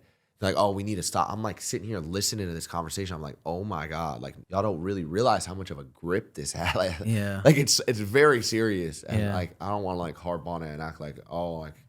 You know what I mean? Because It's because you kicked it. That's why you can see it now. yeah, and I'm Yeah. in the car and I'm driving. I'm Like, oh my God, Yeah. like here's the vape. I'm seeing all three hands in the back seat reach for it. It's crazy. Yeah. It's like, whoa. Yeah. And then it's like, we're on the way home. Oh, it's dead. We got to stop and grab one. I'm like, are y'all like, yes. So yeah, it's bad, bro. Yeah. So accountability and just kind of having to want to quit it. Yeah. And having people around you That to motivate. hold you Yeah. accountable too, I think is a big thing. I think last thing, just a kind of a note from me, I guess. It sounds weird to say it that way, but I remember growing up seeing like child actors, quote unquote, go crazy, or Amanda Bynes. I'm not pointing these out to make fun of them at all. Of course, it's actually really sad to me, but like famous actors or child actors that like have a very successful career and then like go off the rails or like just have a really quick downfall, drugs and all that. Like I never understood it, to be honest, until these experiences happened. Until I saw like okay, your example, it's not as severe as some of the other examples. Obviously, Rain and Banks both had very public stuff as well. And it's like, what I realize is, dude, the high that you get, the natural high you get from achieving your goals, right? Like in New York, for example, just like you said, 100,000 subscribers a month, 1 million views a video at some point we were getting. And the amount of money you're making is like beyond comprehension, right? So like you're at like, by 20 years old, you've kind of not just hit your goals, you've exceeded your goals times like 10x. Yeah. Right? So I feel like for a lot of people after that, it's kind of like, all right, cool, what's next? I can imagine for a lot of the child actors that, like, this is just my analysis, that this happens to a lot of people. And if you don't have kind of something else that is, if your whole life is just that job or whatever it is and you kind of accomplish it, dude, it's such an empty feeling. Like You're complete. Like it's like a void inside of you. You're like completely unfulfilled. like what else You're can I walking do? around like, Yeah. damn, am I 20 years old and I already did what I'm supposed to do? Yeah, no, Like- I know. It's Like, did I already like leave my mark? Is this what people are gonna forever know me for what I did when I was a teenager? and then it's like what's Like I'm life an now? adult now. Like now what do I do? Like, did I already do what I was supposed to do? Like, is everything else now? You know what I mean? Like I would Yeah. have these internal conversations and just be like, damn, like I don't know. Like I don't know. It's very easy to kind of like start lacking purpose for some people. I give all for myself personally. Like I know I heavily relied on my like friends at home that were disconnected from all of this and family. And then for me, like honestly, my religion for me just kept me like, okay, like the main goal for me was not reaching a certain, thing on YouTube, but it's like me trying to, be the best that I can be in that. But I understand people that don't have an end goal. Like when you kind of complete it, it's just like, dude, what is next? And I don't think people would understand it. People think it's crazy. People are like, oh, you're just, To be honest, you're just a little kid. You made so much money. What are you complaining about? But like, it's not even about money. It's just like you really cannot understand it. I think most people, unless you like live through it or someone near you lives through it. And it's like, dude, it's like, it's a very weird thing, man. It's a very, very weird. that's what I thing. would struggle with a lot. Like I would sit in the Newport house and I was so sad and so depressed, but I was still making YouTube videos every day. And then when I would stop making the video, I would like sit in my bed and I'd be like, why do I feel like this? Yeah. I would like have like, and I'm like, I just bought my dream car. I'm living in a mansion in Newport Coast, this multi-million-dollar mansion with my best friends. Why do I feel like this? Like I should not be this sad. Yeah. And I'm like, am I allowed? Like, am I justified in feeling this sad? Like, so that's why I never publicly would speak on it. I always just kept it to myself. Yeah. Because in my head, I'm like, if I ever try to talk about this, it's like, oh yeah, like you accomplish all your goals, like your life is so good compared to somebody else's. So that's how I would think. I would be like, I shouldn't be feeling this way. It's not right. Yeah. So I would dismiss it and be like, just not think about it. Yeah. You know what I mean? And it's funny that we're talking about this, like, because if you look at like the OG FaZe members, like a lot of us kind of had, whether it was public or not public, Yeah. like situations like that. No, I except know. for you.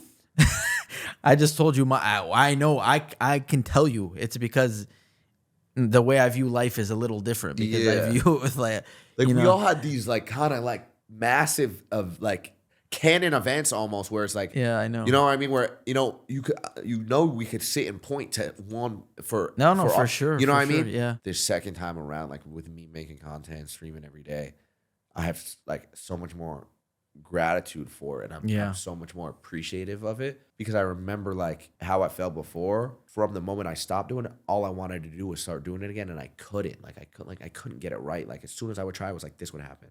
or this would happen. So that's why like I have like even like all the bad shit that I just mentioned, like all the crazy things that I went through, a lot of things that I have not really talked about. I'm grateful for all of it. Yeah. Like that I went through all of those things because at the time, like obviously you don't see it, but I think it's for a reason. Like you go through all those things for a reason and then they make you the person that you are. You know what I mean? So you have more like depth and knowledge about certain situations and you know how to react and like what the best, you know what I'm saying? Like, Yeah. I feel like everything really truly happens for a reason. And like, that's what led me here to where I am today.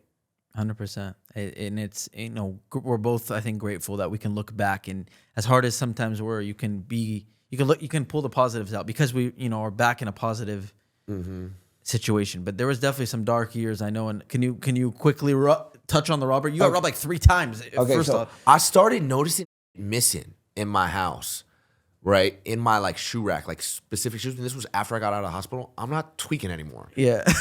I'm like, I know I'm not on drugs. I know I put my shoes here. Yeah. I know I put my shoes here. Where are my shoes? I'm asking everybody in the crib, where are my shoes? No one's got an answer for me. I'm like, all right, this is weird. I set up security cameras in the whole crib. And I know I had slept in this room before, and I would always like fake hear things, like kind of hear things, but I would just be like, it's a big room. It's the house. I set up security cameras, right? Because it starts missing. I go home for something. I think it was my sister's birthday or something in March. I come home, bro, to the FaZe house. I was gone for like a night, 2 nights. It's so funny. I come home, nothing's there. Yeah. Everything that I own, that I belong, that I hold of any sort of value is gone.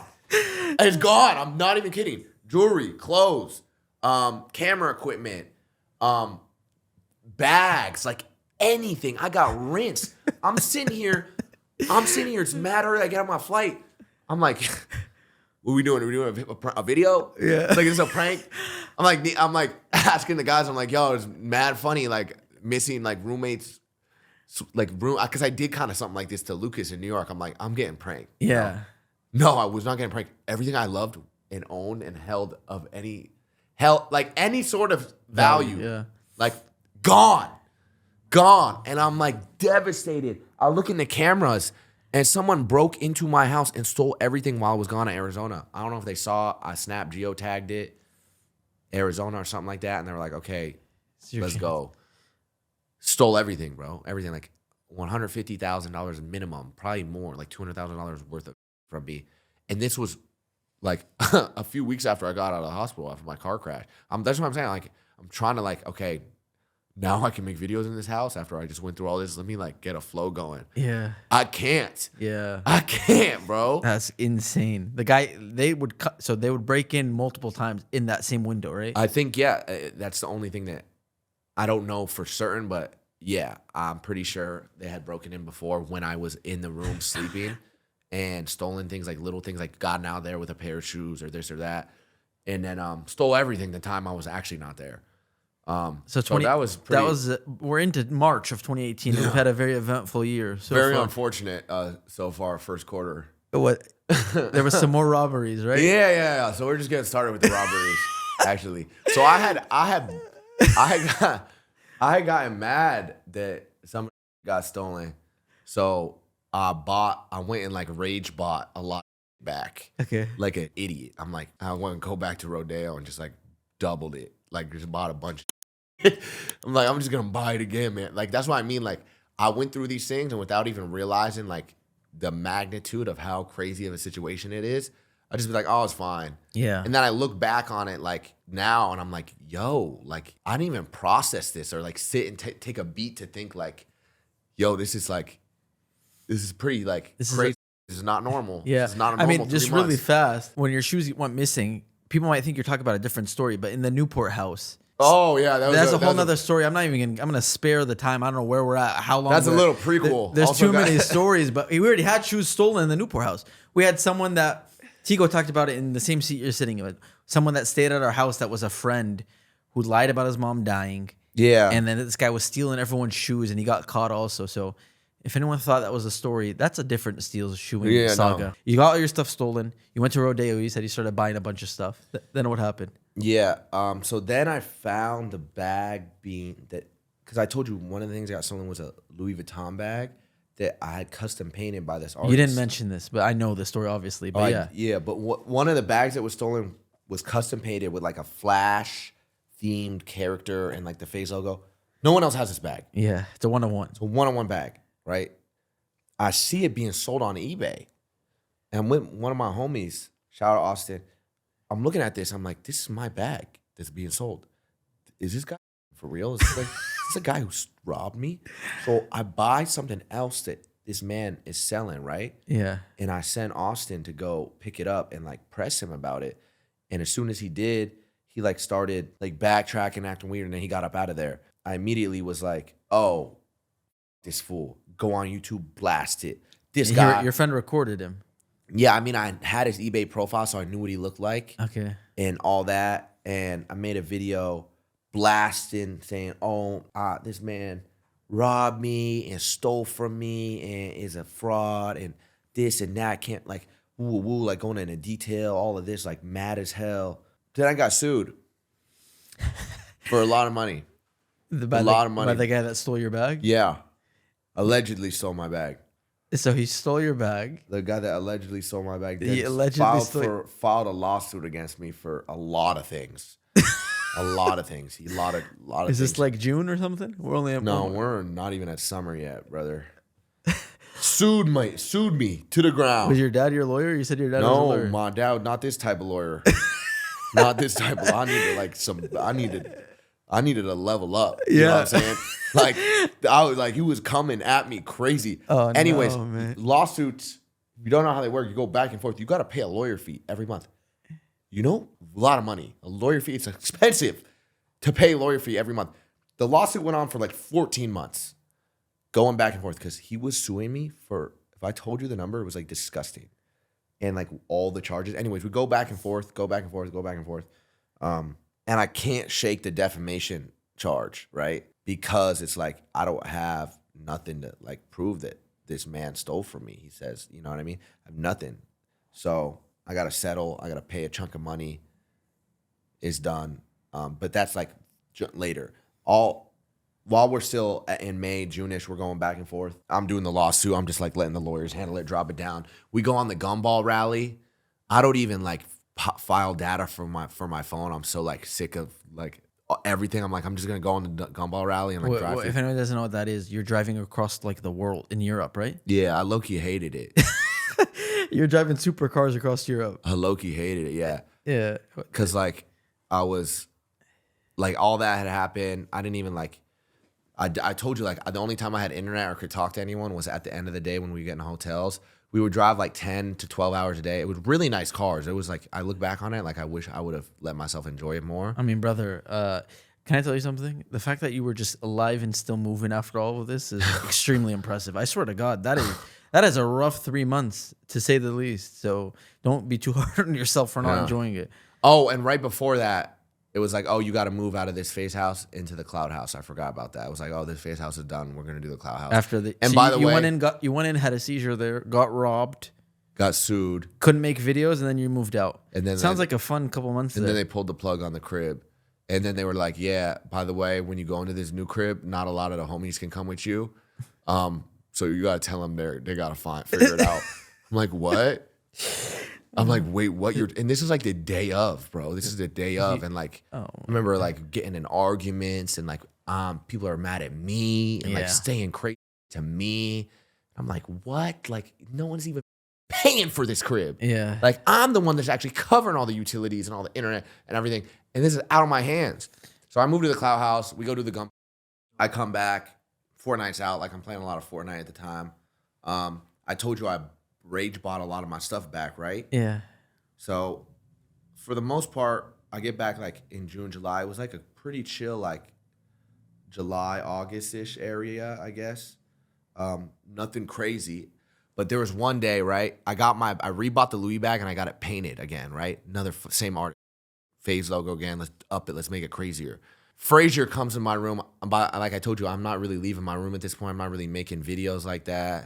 I'm like just playing Fortnite. I'm kind of like mentally like just in a weird spot. You're maybe recovering. Yeah, like Yeah. in a weird spot. And Frazier one day is like, "Yo, mate, I've got a budget from Heat. You wanna let's go shop?" And so I don't know if that accent sounded good or not. Maybe was a at the good beginning. accent. Maybe at the beginning. Anyways, he was like, let's go shop. Yeah. And I'm like, what? What's the budget? He's like, mate, I know you got robbed.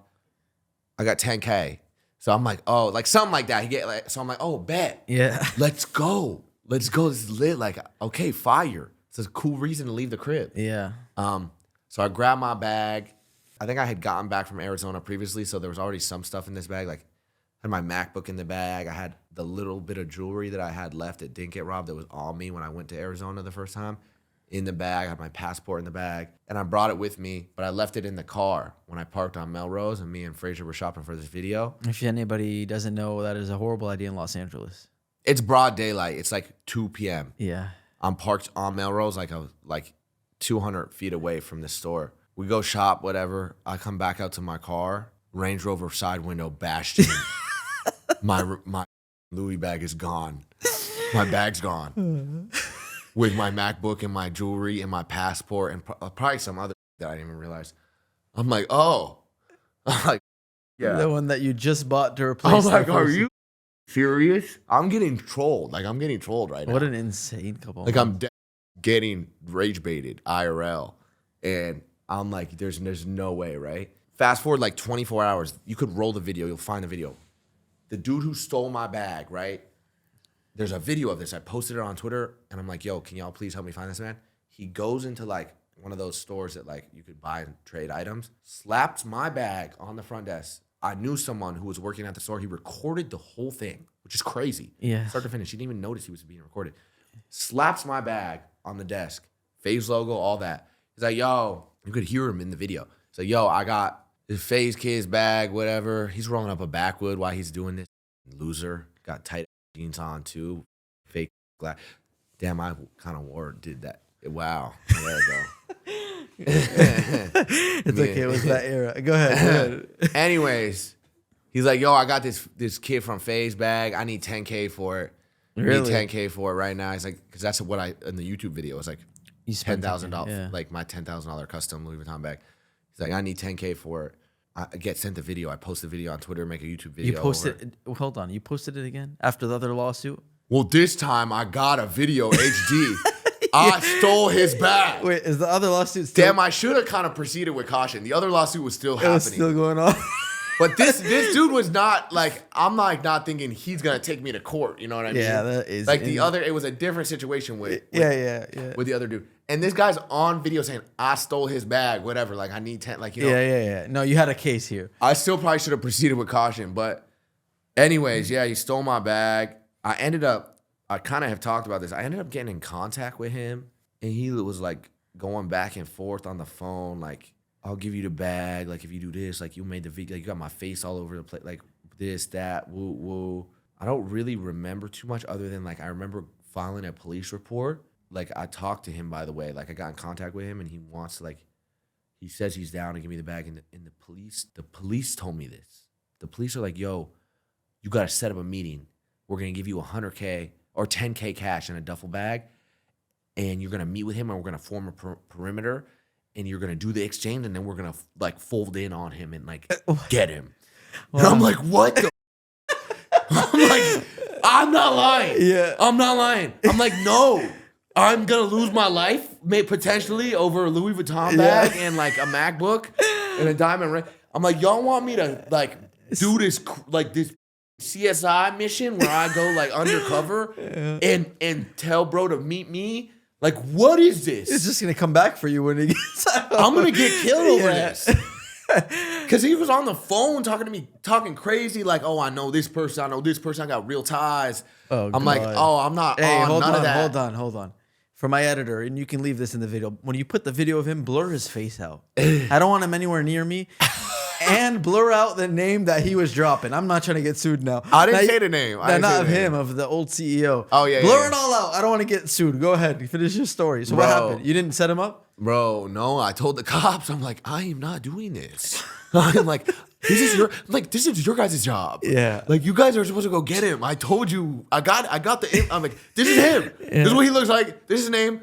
Can you go get my bag, please? I'm shocked they even gave you that option. Bro, I'm dead serious. I was talking to this girl and her captain or whatever in the police room, and they're like, yeah, like we could give you the cash and you could set the meeting up. And I'm like, wait a sec.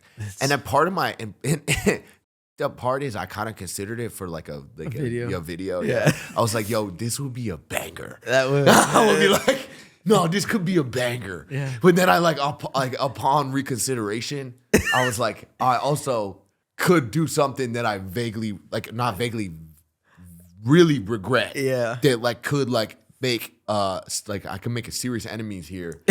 Yeah. But in my head at first, I'm like hearing this, I'm like, oh. Yeah. I'm trying to think how I could film this. But then I'm like, nah, I can't do that. I can't do that. I'm actually really happy you didn't. Thank God. Yeah. So No. what? Did you ever get it back?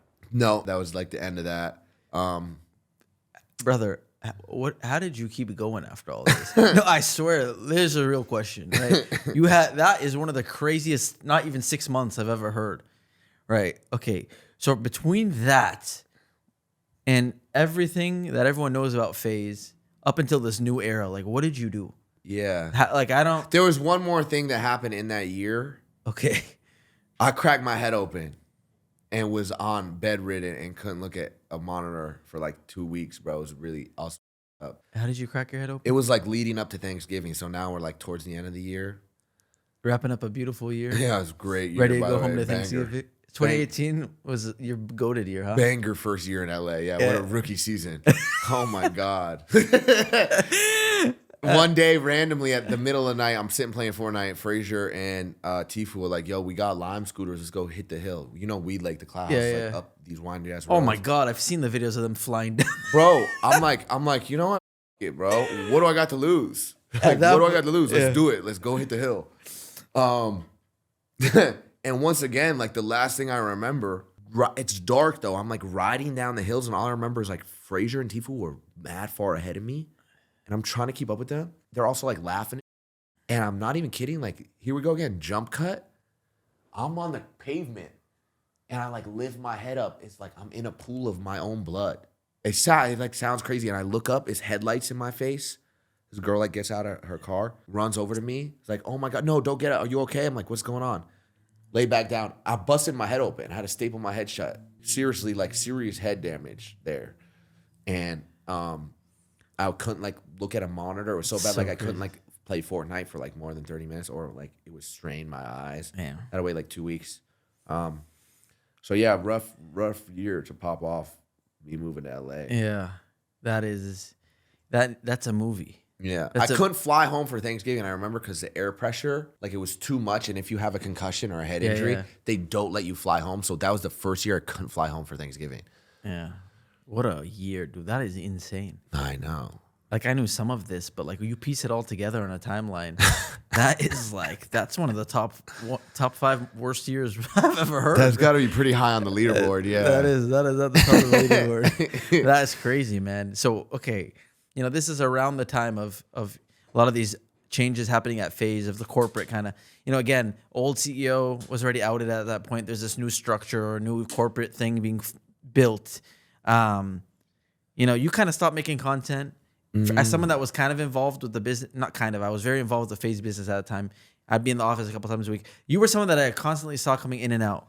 Like you would try to get involved with the YouTube channel. You always push. You were always trying, even when everybody else kind of stopped. But that gap between, I don't even know what your 2019 was like. I don't want to hear about it. Then you had COVID 2020. Must have been a fun early 20s for you, right? But from 2018 to 2024 with the reboot, like what did you do those 6 years? Like obviously you did some content here and there. Yeah, I mean, I would still try to like go and make YouTube videos and like get on a consistent schedule. But like I said, like I would try, and then it just something would happen. Like, and I can sit here and I can make excuses. At the same time, like I said, it also just became something where it's like, wow, I just don't like doing this. Like I'm not having fun anymore. And you stayed in LA this whole time. I'm not- You're not with your family this whole time either. Yeah, I'm not with my family. I'm really barely seeing or speaking to my family, to be honest. And like a lot of this time, like I was trying to figure out, okay, like what do I want to do? What's going on with FaZe? I would like try to shift my focus. Okay, outside of like what I want to do, like FaZe is clearly in a bad spot. Let me go try to like see what I could do to go help make this something that is cool and fun for me again. Cause that was like a big like root of this. Yeah, of course. You know, for me was FaZe. I obviously I'm not a founder. Like I'm not one of the people who really can like go and make these decisions, and even for a long time, y'all can even make decisions. I was gonna say, you know what I mean? So like, if y'all can't, I mean, like, I was in the office being gaslit. I think more I think about it to thinking I can. yeah, Like, I was there every day trying, feeling like I was, but I think at the end of the day, yeah. So I was, as long as you're going with the plan that they, that was trying to be put in place, it was working. But yeah, you're right. It wasn't. I remember seeing you. I was running the YouTube at some time, and you came in at some point trying to take it over. You always came in trying to. I would show up in the offices every day and be like, okay. I remember you, just like I do. You plugged into the corporate BS, like you did what you had to do. You literally. I remember you doing like a trial for something, or like where you're sitting here trying to convince them. Not even like that, like you weren't. But I'm saying like it's crazy to even. But like they're talking about trying to like trial before giving you a salary to do YouTube. It was just like what a weird stage that whole thing was. So, but you tried, and even in the last version of Phase 2. I always remember seeing you in the office too. Whenever I would be there, I would show up to the offices every day and think like, okay, I know one place I could go in and help that would immediately add value and benefit everyone underneath FaZe is the YouTube channel. Like, let me get the YouTube channel going and like get like YouTube videos going. And like we did the Mr. Beast and it was just really hard because we had no talent. No one wanted to show up. Make videos, No one wanted to show up. And no one cared, and it was just me in there every day. And I'm like trying to pull teeth to like get people to show up for YouTube videos. It's like, bro, please, someone help me. And like, I'm in there every day, like calling, like this person. Can you do this? Can you do this? Like I want them like pitching like the idea of like making like FaZe content like to people. And then I'm in offices with like these old people from the music industry or like backgrounds in this production company trying to convince them that I know how to make a YouTube video. I know, buddy. And then they're trying to tell me they know how to make, like, we should do this. I'm like, what? And like, I'm trying to convince people to like, let me do what I want. Like, and it's just was so backwards. Yeah. Like the brand that we made and we built and we dedicated so much of our lives to, our brand is now under the control of people who had no part in it, who never picked up a controller in their life, never played Call of Duty. Yeah. Never watching ill cams, don't know nothing about New York. Forget about all that. Not even upload a YouTube video, and they're trying to tell us how to title and thumbnail videos. Yeah, and so now I'm sitting here and I'm hearing from these people like, nah, like, I think we're gonna do this. I'm like, what? Yeah. And I can't say no. Yeah. I can't say like You're trying to stay on everyone's good side too. It's just a weird. It's like dude. It's people call it the golden handcuffs or whatever, the corporate handcuffs of like, this is not the best. This is not the best comparison because some people have like a really good salary, so they don't want to leave their comfortable corporate job. For us, it was more like they just had control of what we built, and we kind of had to play the game to stay involved. Mm-hmm. Bro, I've been in not this office, the previous office, someone that just got hired to the company within the last 2 months. I hear him saying, I'm in the meeting, and all the department heads of the company are in the meeting, and he's saying, we don't need the founders. We don't need any of the new guys. Everyone's here for the logo. Let's wipe the roster. We don't need rain. We don't need. Literally, they'd say stuff. I'm sitting on the call. I'm like, is this guy stupid? Like, this is like one of the things that triggered the. Which guy was it? I think I know who it was. Oh, he's still snaking around the industry right now. Ah, I know who it is. You know who he is. He's got his grip on someone else right now. This guy, when we went public. Oh, he's a scumbag. Yeah, he is. Not they all are. A lot of them are.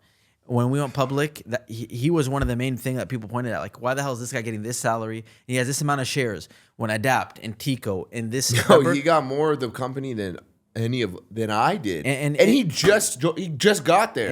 And he's been there for 2 months. It's because he's friends with the CEO and this guy. And it's so crazy. Bro, I watched it all unfold. And I talked to Tico about it, but I'm sitting there basically trying to play the game, trying to convince the CEO to talk to the board and convince them that all the FaZe members need more shares. Oh, we can't. They're not going to do it. And then I see later this guy's share package. I'm like, that is the craziest thing ever. Bro, someone has shared. All this stuff is the reason why FaZe members didn't want to record videos when you were trying. That's the thing. It's kind of understandable. No, I get it. For me, like, when I see everyone being pissed, I'm like, dude, I get it. if I was you, I tell Tika that all the time. I would feel the exact same way because I feel the same way. But I tried. I know that I tried with the freaking top of the. I was gonna say the leaderboard because you put that in my head, but the top of the pyramid, right? The pyramid scheme that it was actually. It ended up being. I tried to convince them, and it didn't work. It's crazy. There was all these iterations, all these promises. We did content with this production, early on in the house that you had these horrible experiences at. We had some weird, remember with the old CEO, we had production we did there. It was kind of boring. Yeah. Then we did new production here. It worked for a little bit during Fortnite, and then everyone got over it and all these problems.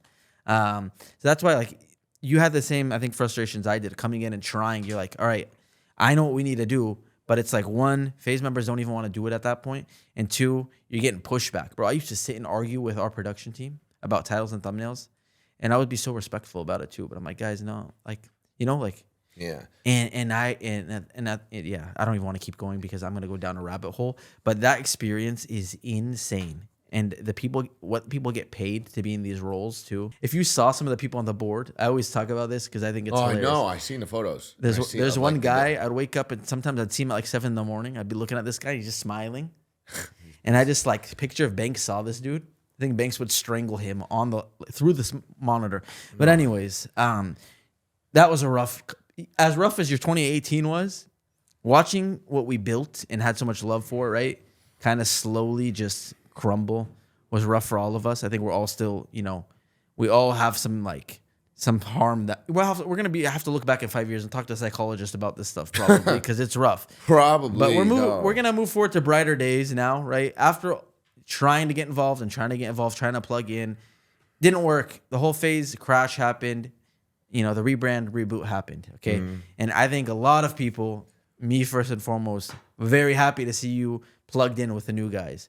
So, coming full circle and doing content again. We already touched on it, but like, what was that like coming back in connect? Like, you also, correct me if I'm wrong, they kind of weren't too receptive to you at the beginning. Yeah, I mean, at the beginning, when we did the reboot, I remember it was split up, and I was like, okay, bet. I had, like I said, I was in the offices every day, and like I was like had an idea for, like, I was trying to work on the YouTube, so I was gonna make another YouTube channel, and I did, and it was gonna be called FaZe, and like we're gonna make content on this with the talent that we just launched, and whatever talent wanted to be a part of it, and then it's like, nah, like, the Miami guys, they're gonna do this and they want to run the channel. I'm like, wait, what? So they run the channel, and then like a few weeks pass, and I get a call. It's like, yo, they can't do this. Yeah.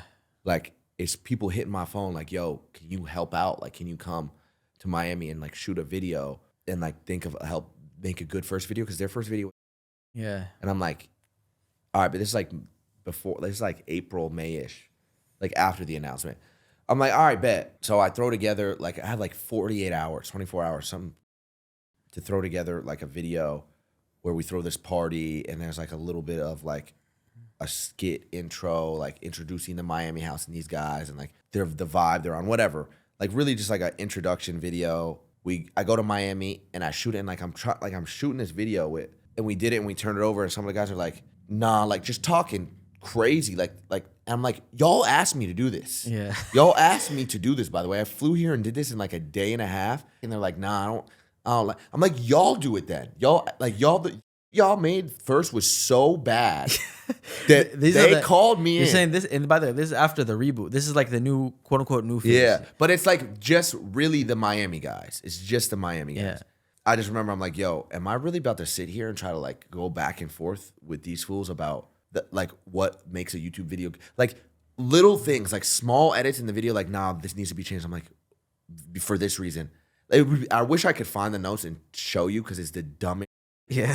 And I'm in my head, I'm like, yo, everyone who's on my phone, there's multiple people on my phone. Yo, can you help them?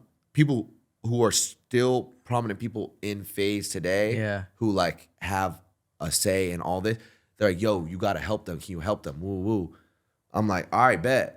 I'm telling them, I'm like, yo, y'all, I'm off of this. Like, I'm not about to go back and forth with these are streamers, by the way. They don't understand YouTube. Yeah. I'm good. Like, I'm not getting paid to do, like, I'm good. Like, I'm doing this because I want FaZe to do good, and this is how it's getting received.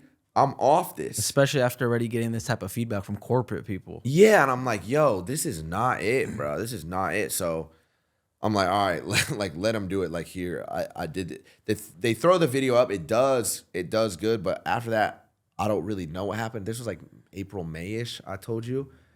And then like I'm sitting with Ricky, and he's telling me how he quit nicotine. He's like, yo, you should do it. You should really do it. And I had talked about it in the past. And then like we were just like going back and forth, kind of like how like we always do. Like I told you, like the role Ricky plays, where he just like comes up with like ideas and concepts. Yeah. He's like plugs people in. It's like, yo, you should do this and you should stream it and like make it this whole thing and do a documentary. I'm like, yeah. I'm saying this like, I'm like, yeah, it could be cool. It could be cool. I'll be down. And then I like started thinking about it, and we start talking about it more, and we actually like plan it out. He's like, all right, I'm gonna do the land on this day. You should quit nicotine this day. I'm gonna set up the therapist appointments with the hypnotherapy.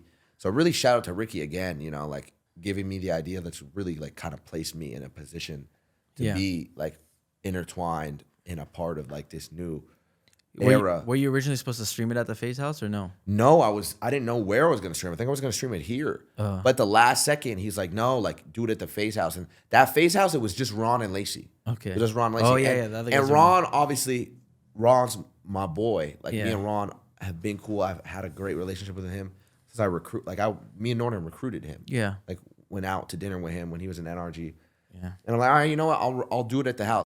I do the 7-day at the house. The first day, I remember the internet crashed and was all messed up. I'm like, oh my God. And then I do the next 6 days, and like it goes way better than expected. And I like build relationships with a lot of these guys, like Lacey a lot. Like I spent a whole day with Lacey. We went to San Diego, linked with Rug, came back. Jason too. Me and Jason did a bunch. He gave me a tattoo. We went like and did some Impractical Joker. Max had came like toward the tail end of it. I think Silky came after, towards the tail end of it. I don't know. After the 7 days, like it went a lot better than I expected, and like seeing the feedback and like people like genuinely like happy to see me and like see me making content, and like For a lot of people, it was like it was a part of FaZe that they didn't want to let go of. Like you kind of brought the old FaZe vibe with the new guys. yeah, and it's crazy because it wasn't really drawn up that way At all. I mean, if No. anything, I've heard like bangs, you can't force it. It has to just naturally happen. And it dead ass And it did, yeah. Like, and that's a testament. Like, how are you saying it wasn't received well at the start? Like with the Miami guys, I'm like, yo, You weren't vibing with it's like disrespectful. Yeah. Like are they serious? Yeah. I'm like, like no, I'm like, oh, I'm off this. You know what I mean? Yeah. And it like ended up all falling into place, and that shit got like dissolved, and then we all formed into one house. Yeah. You know what I mean? And like it all like fell into place perfectly, and like that whole summer went through the whole summer. And like I streamed a little bit after the summer, not much. I was even going back and like looking at like the hours I did like the other day, and like to try to see like in July what I did in August, because September was obviously the subathon. Yeah. August was Japan. I wasn't really streaming. I would like pull up to the crib, stream like 2-3 hours, and then dip. Yeah. But then the subathon happened, and I think that what really like changed it for me and made me really fall in love again with it, and like not just with streaming and content, but like all of the new FaZe members individually. Yeah. And like build relationships with them, and really like see like full circle how, you know, when I moved into the FaZe house almost a decade ago, I was 17, and like I was the youngest and the dumbest. You know what I mean? With the least life, like with the least real life experience. Yeah. I didn't really know outside of trick shotting and making Yeah. YouTube videos. I mean, any OG fans know that you always got memed for being like the, you know, like the quote unquote dumb little brother. For basically. sure. And it's, yeah, not to cut you off, but the thing is where you're leading. Now you're like the knowledgeable unk. Yeah, it's crazy. Like, Isn't that hilarious? it's such a funny full circle moment. Yeah. That's why like I look back on all the horrible and all the bad, and you were like, yo, like how did you keep going? Like Yeah. I don't know. I just like knew that if I did it, like I would regret it. You know what I Yeah, mean? Like I would yeah. sit like one day, and I never stopped trying. Like, Yeah. I never stopped trying. I think that's an important thing. Like That's a big if you lesson, never yeah. quit, like it's really hard to lose. You know what I mean? Like if you don't stop trying, it's really hard to lose. I just never stopped trying. I kept trying in every way, with whatever it was, and you know, it all fell into place with the streaming and new FaZe and the subathon. Like I said, like that was really cool because I genuinely lived in the house. Like I Yeah. lived in the house yeah. for a month, and like the parallels you see between like these guys versus like how it was for us, like is crazy, and like the dynamic and like the things they like fight over, and like little things about each person, you know what I mean? And it was just a fun experience and something that I did not expect or even imagine that I would like. Like I never was a streamer. I never thought about streaming. Yeah. I always liked making YouTube videos. It can't. You were, especially you. Yeah. You were like a YouTube artist. And Like I think streaming, that is like such a random career shift, low key. Bro. Not random, but like it's drastic. Because even a month before you called me, we were talking about you making YouTube videos. Literally right before. Do you yeah, I remember? wanted to make YouTube videos. Yeah. The documentary was going to be like the first one. Video, yeah. Damn. And then I it set, forgot about then it that. set you up for streaming by accident. Yeah. So crazy. It's just nuts how it all like worked out. You know Yeah. what I mean? Yeah. And yeah, I'm grateful for it, if anything, because like I said, like it was a lot of dark days Yeah. for me and for all of us and for FaZe overall. And so to be in this position today, it's like you look at it and you treat it a lot differently. Yeah. Like, you know what I mean? Like you have like a different level of appreciation for it because you know what it looked like. It's good, right? You know what it looks like when it's bad. Exactly, yeah. And like, you know what I mean? And I'm like, if anything, I'm just like, I'm glad that am in the role that I am Yeah.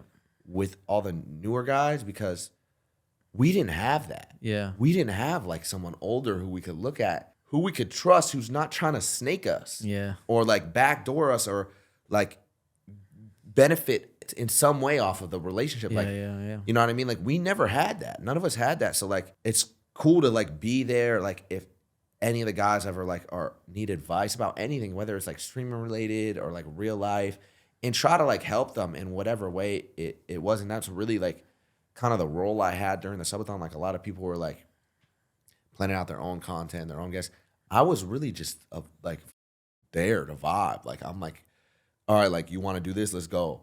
Oh, I'm knocking on everybody's doors in the morning. Yo, we out to the gym. Let's go. Yeah. Like trying to like do what I can to like help everyone and put them all in a position to like be happy and successful and do the things that they want to do, and also be someone that like they could trust and know that it's not like with me, it's not like something that you would ever have to worry about being on some weird snaky backdoor Yeah. where I'm trying to use my relationship with you and the trust we have against you, you know, to manipulate you. Yeah. Because that's how it was for us. Yeah. And like I look back on it and I'm like, okay, this had to have happened for a reason so we could be here today. 100%, yeah. I think every FaZe fan that has watched you kind of mesh and succeed on Twitter, everyone's happy to see you, and, you know, for FaZe's sake, for your sake. But I think hopefully after hearing your whole story, I think people are going to like, it is like the coolest story to hear after all of those hardships that people probably don't even know about. To see you crushing it on Twitch now, it's like, I can't imagine how it feels for you. I know you kind of just described, but I'm sure like it's something that you, anytime you think back like we were doing today, I'm sure you're so grateful for it. Because bro, that was a dark half a decade of darkness, bro. It was more than the good times, Bro, yes. It's crazy. It So was a lot more than the good times. I think for a lot of the people, I hope some of the guys watching like are even happier for you now, and you know you should be very proud of yourself. I always text you, so I don't want to do it on the camera, but like for real, like it's amazing. It's amazing. I don't think I could have pushed through all the stuff that you did. You pointed me out as like not going through anything insane, but like yeah, for the real, things that though. you went through, if I went through even 10% of that, I don't know what would have happened with me. I don't think I would have recovered by any means. So I can't believe you kept going. And you know, it's really crazy. It's Think really about cool it. to see you streaming out of all things now. Like I said, I know you. I lived with you. I've always cracked up at your personality. Everybody has, but now people get to watch you on. Like I feel like you know. It's fun, bro. You get to shine more being on Twitch because you get to just. These are the things off camera that we would hear all day. You and Rain with the jokes, so you're just doing it on camera now. I always see the clips of you viral. We're talking about it off camera, but like when you went to the pet store and you're like, "Oh, this cage got looted," or "The turtle has high ground," or like these are the comments that I heard every day crying in New York and in the Newport house, and it's like some of it was on camera. People kind of just knew from vlogs and stuff, but. Yeah. You know, it's cool. People get to see your personality, and I'm not surprised to see your success. I mean, the numbers are crazy. I'm sure sometimes you're like, like when I go on Twitch today on my way here, and I see you have 22,000 people watching. I know you were streaming with Jason, but brother, even when you stream by yourself, I'm seeing 6, 7, 8, 9, double digit 10, 11,000 in the morning. Yeah. I'll wake up and I'll just it is crazy, bro. That is not. People also don't realize, by the way, if I went live on Twitch, for example, I think I would have maybe 50 viewers. No, I swear to God, I don't think so. Adapt. Bro, you gotta go. Buddy, just stop. It's okay. I'm not gonna stream. I've done it before. I probably, Aiden Ross. You did do it in New York. Before I Aiden forgot. Ross got super famous. He mean- hosted me once, so I saw what it felt like to have 9,000 viewers. I had like 100 to 200 during Warzone. I used to stream it for fun. Yeah. So I can tell you firsthand, being quote unquote successful on YouTube and Twitch, it is way different. There's very few people that have done both. Anybody that's big on both, like Ninja, for example, it was because he was just ripping VODs and it was good timing. copy No and disrespect to paste it, him, but they're not making content for both. Anyways, I am, you've definitely mastered both at this point. It's been really cool to see. So congrats as usual. I'm very happy for you. bro. Very happy for FaZe that you are part of it because we need it. I think the older fans need it. I think for FaZe we need it. No matter how many, all the changes are inevitable. Obviously, we're not all gonna be the freaking. We're not gonna be we're not gonna be the main people the whole time, which we also didn't want. We always wanted to kind of graduate and bring in younger kids, Like and, properly pass the baton. yeah, In a way. and it never really happened properly. But this is, you being involved is the best way for it to happen. Yeah. And obviously Banks is very involved. And I think now as we're like wrapping up with you now, thank God being in a better place than you were with a lot of things we described. Hopefully from here, you only have better years every year. But what have you noticed from the relationships? I'll speak for myself really fast. But when we're talking about this, coming into the office and work with people and being all nice, talking about YouTube channel. And when FaZe crashed, all these people that were kind of, for lack of better words, sucking up, I'll just say. Or like, wanting to help you with everything in your life, wanting to be your friend, wanting to, I love FaZe, I love you. All these people kind of disappeared and fizzled off into the distance when stuff started getting shaky. I learned a hard lesson there that like, okay, wow, you really get treated differently based on what's going on. think? So for you, with that rough couple of years till now, now you're a success again. Have you had experiences? Obviously, I'm not asking you to call out anything, but like, what has been your experience now that you're getting some more, quote unquote clout? Is what people love to focus on, right? But now that you're back in the spotlight and you're crushing it, I'm sure people are coming out of the shadows trying to connect again. I mean, yeah, I mean, like you said, like we did it before, and then like you see people like distance themselves and like shift away when it's not good for you. And I mean, I don't know, you just like I just feel like I'm more aware of like someone's intentions now, like Yeah. if they come into my life. Yeah. Because over the past few years, there's not a lot of people who I would regularly talk to, or who would even like care to hold like a stable relationship with me, because I wasn't making YouTube videos. Yeah. You know what I mean? Like I brought, like they could not benefit directly. Yeah. So like, yeah, you see like there are for sure people who move differently now. Yeah.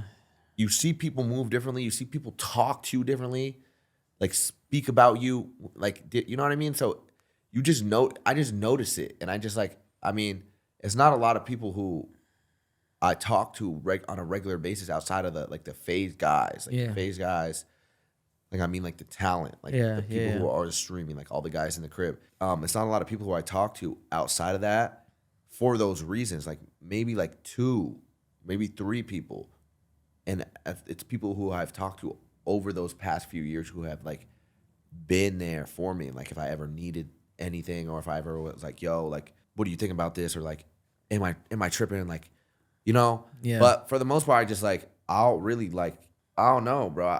I just don't, I kind of like proceed every single like relationship. Like I proceed with caution, Yeah. I don't like immediate, like I'm not like quick. Like, when we were younger, like even with the old CEO, we immediately met him and was like, okay, bet. Like, this sounds good. Bro, I mean, the guy that stole the shoes from the house, like everybody we just let in. Yeah. We let in. We were so cool with everyone.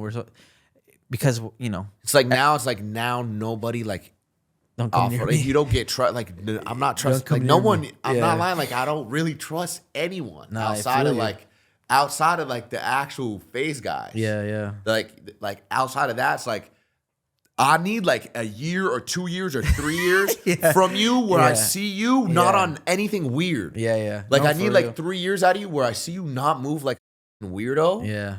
And then maybe I could be like, all right, like I could like look at it differently. But up until then, like I just like look at everyone outside of that in a certain way. It's like, Brother, like, we already went through the initial CEO thing that you spoke all about, but even after, there was other people in the company yeah, that you know, oh, that guy sucked. He was evil. Don't worry. We're, you know, like, and we even had a second experience already with that. We only talked about the initial CEO. The people that followed after were not much better. And it's not done yet. You know what I mean? Like there's still things like that still happening. lingering. Yeah, no, 100%. Even for myself, I launched this channel, you know, a couple podcasts.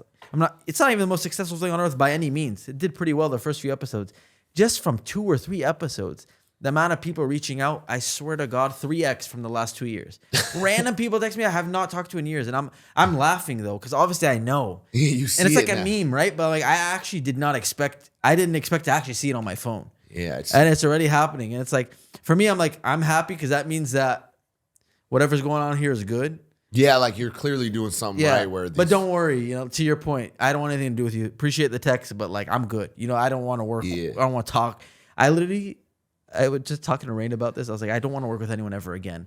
That's how I felt. I'm not That's how I lying. felt 2 years ago.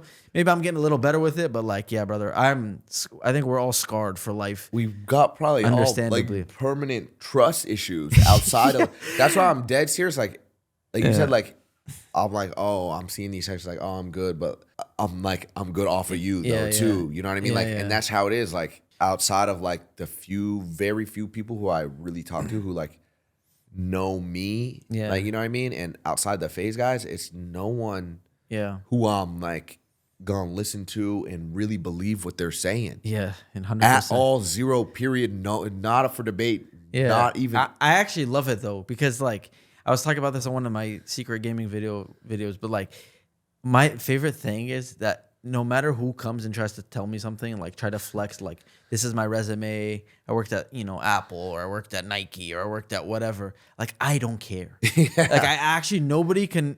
You can't. I don't. Like, I hope it doesn't come off the wrong way, but like nobody's gonna impress me in a way where I'm gonna be like, okay, oh, let's listen to this guy. Like we had so much of that it's just like, I don't want to hear it. I mean, obviously in industries, if we're talking about stuff that we don't know about, you know, obviously I'm not acting like we know everything. But like, I just love that concept of having that guard up so heavy that like you can't get torched. Yeah, you can't get like in a position where you're like. I don't even want to allow people to even impress me to the point where I want to, you know, like if I need help, I'm gonna go find someone that I can trust to help me with something. Facts. So And there's very few people that we've met in this LA era that we can trust. I swear. And even I still proceed with caution, to be honest with you. Even with those people, even the people that like feel like past that 3-4 year test, That's what I'm saying. I'm still like, you know, I trust you, but like, I'll never not say that- fully yeah, though. Like yeah. you had, like you're It's weird. not. It's a weird, man. It's part of growing up, but like we just had a very severe case of learning these lessons. My biggest like thing I'm grateful about out of all of this is we learned these lessons very early. So like, you know, we haven't even hit our 30s yet. I'm almost in my 30s, but it's like if we really apply everything that we learned, you know, I feel like it can all be a positive thing that can guide, you know, make us make the right decisions moving forward. I think speaking on that, just, you know, one of the last things I'll ask you about, I know myself, one of the biggest things I realized later in life was, oh my God, the amount of like stable income I had coming in from YouTube. I wish I never stopped making YouTube videos. Because as I got older and you start getting bills and you have family to take care of, it's like, okay, you know, money starts drying up and you realize like, damn, like that's a whole part of it.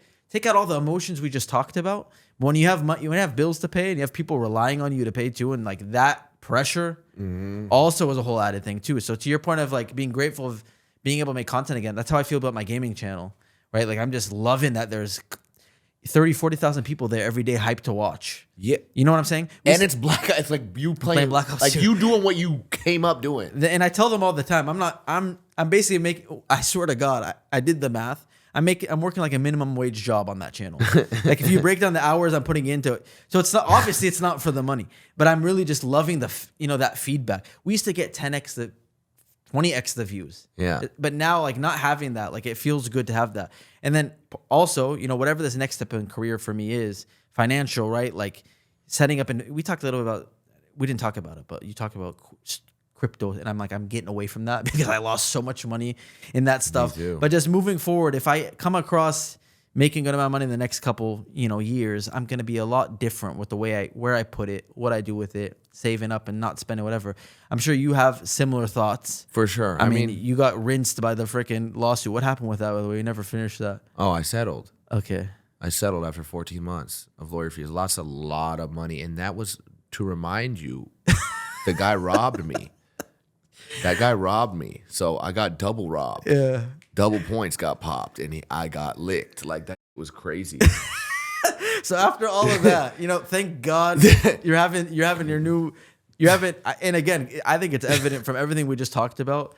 Like more than anything for you, I'm sure this purpose that you have now is what is the most fulfilling thing. But thankfully, I'm sure you're having more money coming in than you did the last 6 years. So are you setting yourself up in any different ways than you did in the past? Yeah. I mean, I'm not like out here spending money like I was before. Like before, I'm like, oh, I got this much money coming in. That means I could spend that much money on the way out too. Yeah. Like not considering like, okay, I need to put this money aside for this and like taxes.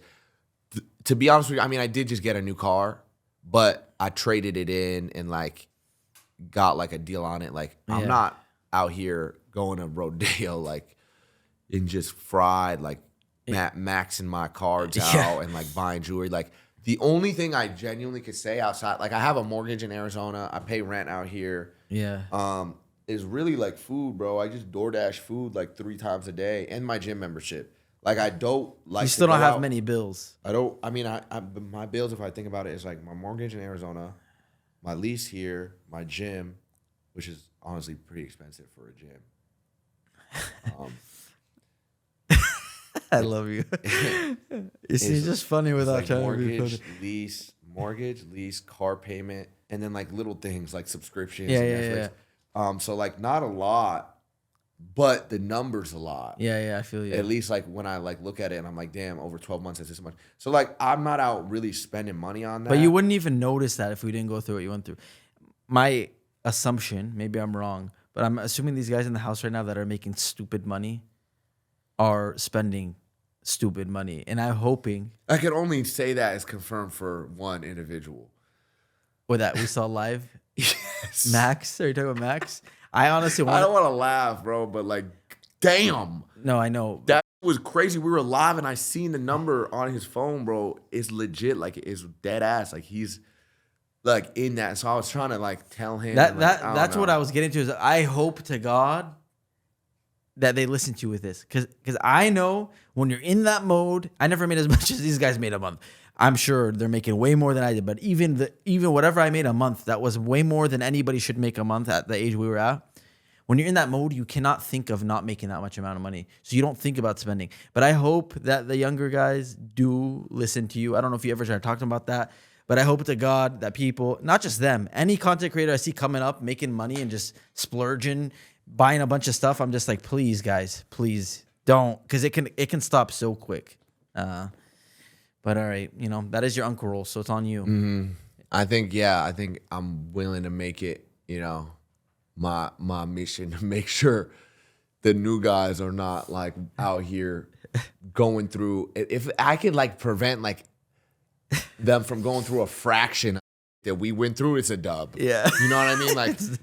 Like a fraction. I'm talking like, you know what I mean? But yeah, I'm glad that like I was able to come here and chop it up with you. Thank you for having me. It was cool to like sit and talk in detail. We've been here for 4 hours, man. Yeah, this is like genuinely just like talking. I've talked about a lot of things I really haven't gone into detail on, and like broken down. So that's cool. Yeah. To do, and it'll be cool like to like show this, and I'm probably gonna react to it on stream. Hell yeah. So shout out to the chat.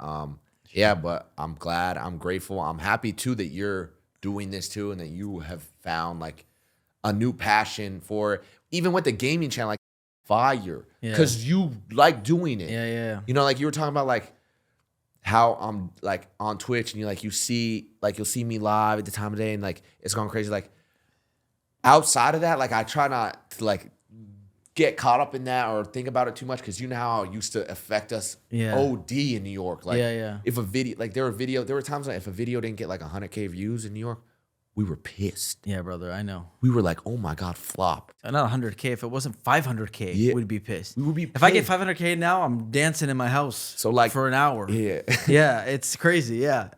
So I like look at it and Yeah. I never like, I'm just always like trying to never get caught up in that. It's like, Yeah. I just want to have fun. Yeah, exactly. And it sounds crazy. I just want to like turn my stream on. And by the time I turn it off, like see people in the chat, they liked it, they received it well.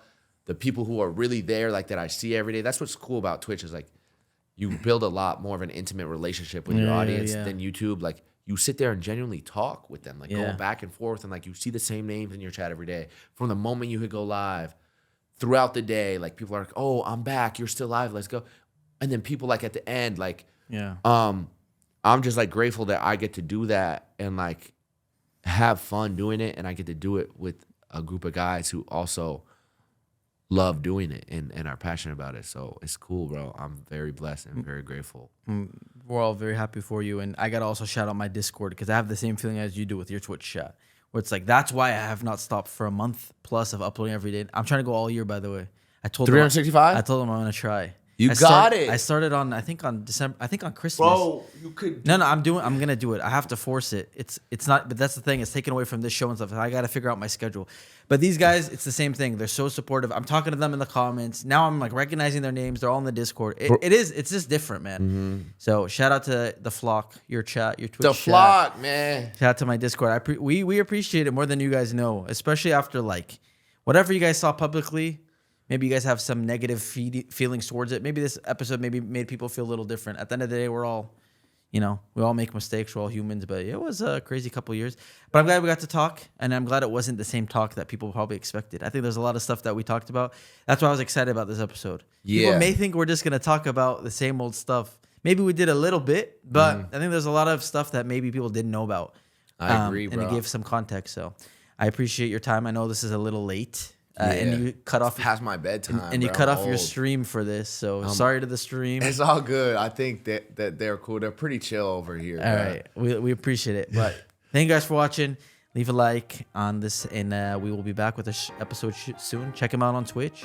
He's making And us, subscribe, y'all. making us laugh all day, guys. I love you, Adapt. Love you guys. Thank you guys. We'll see you later. Love y'all. Love you too, Apex. That's my dog, man.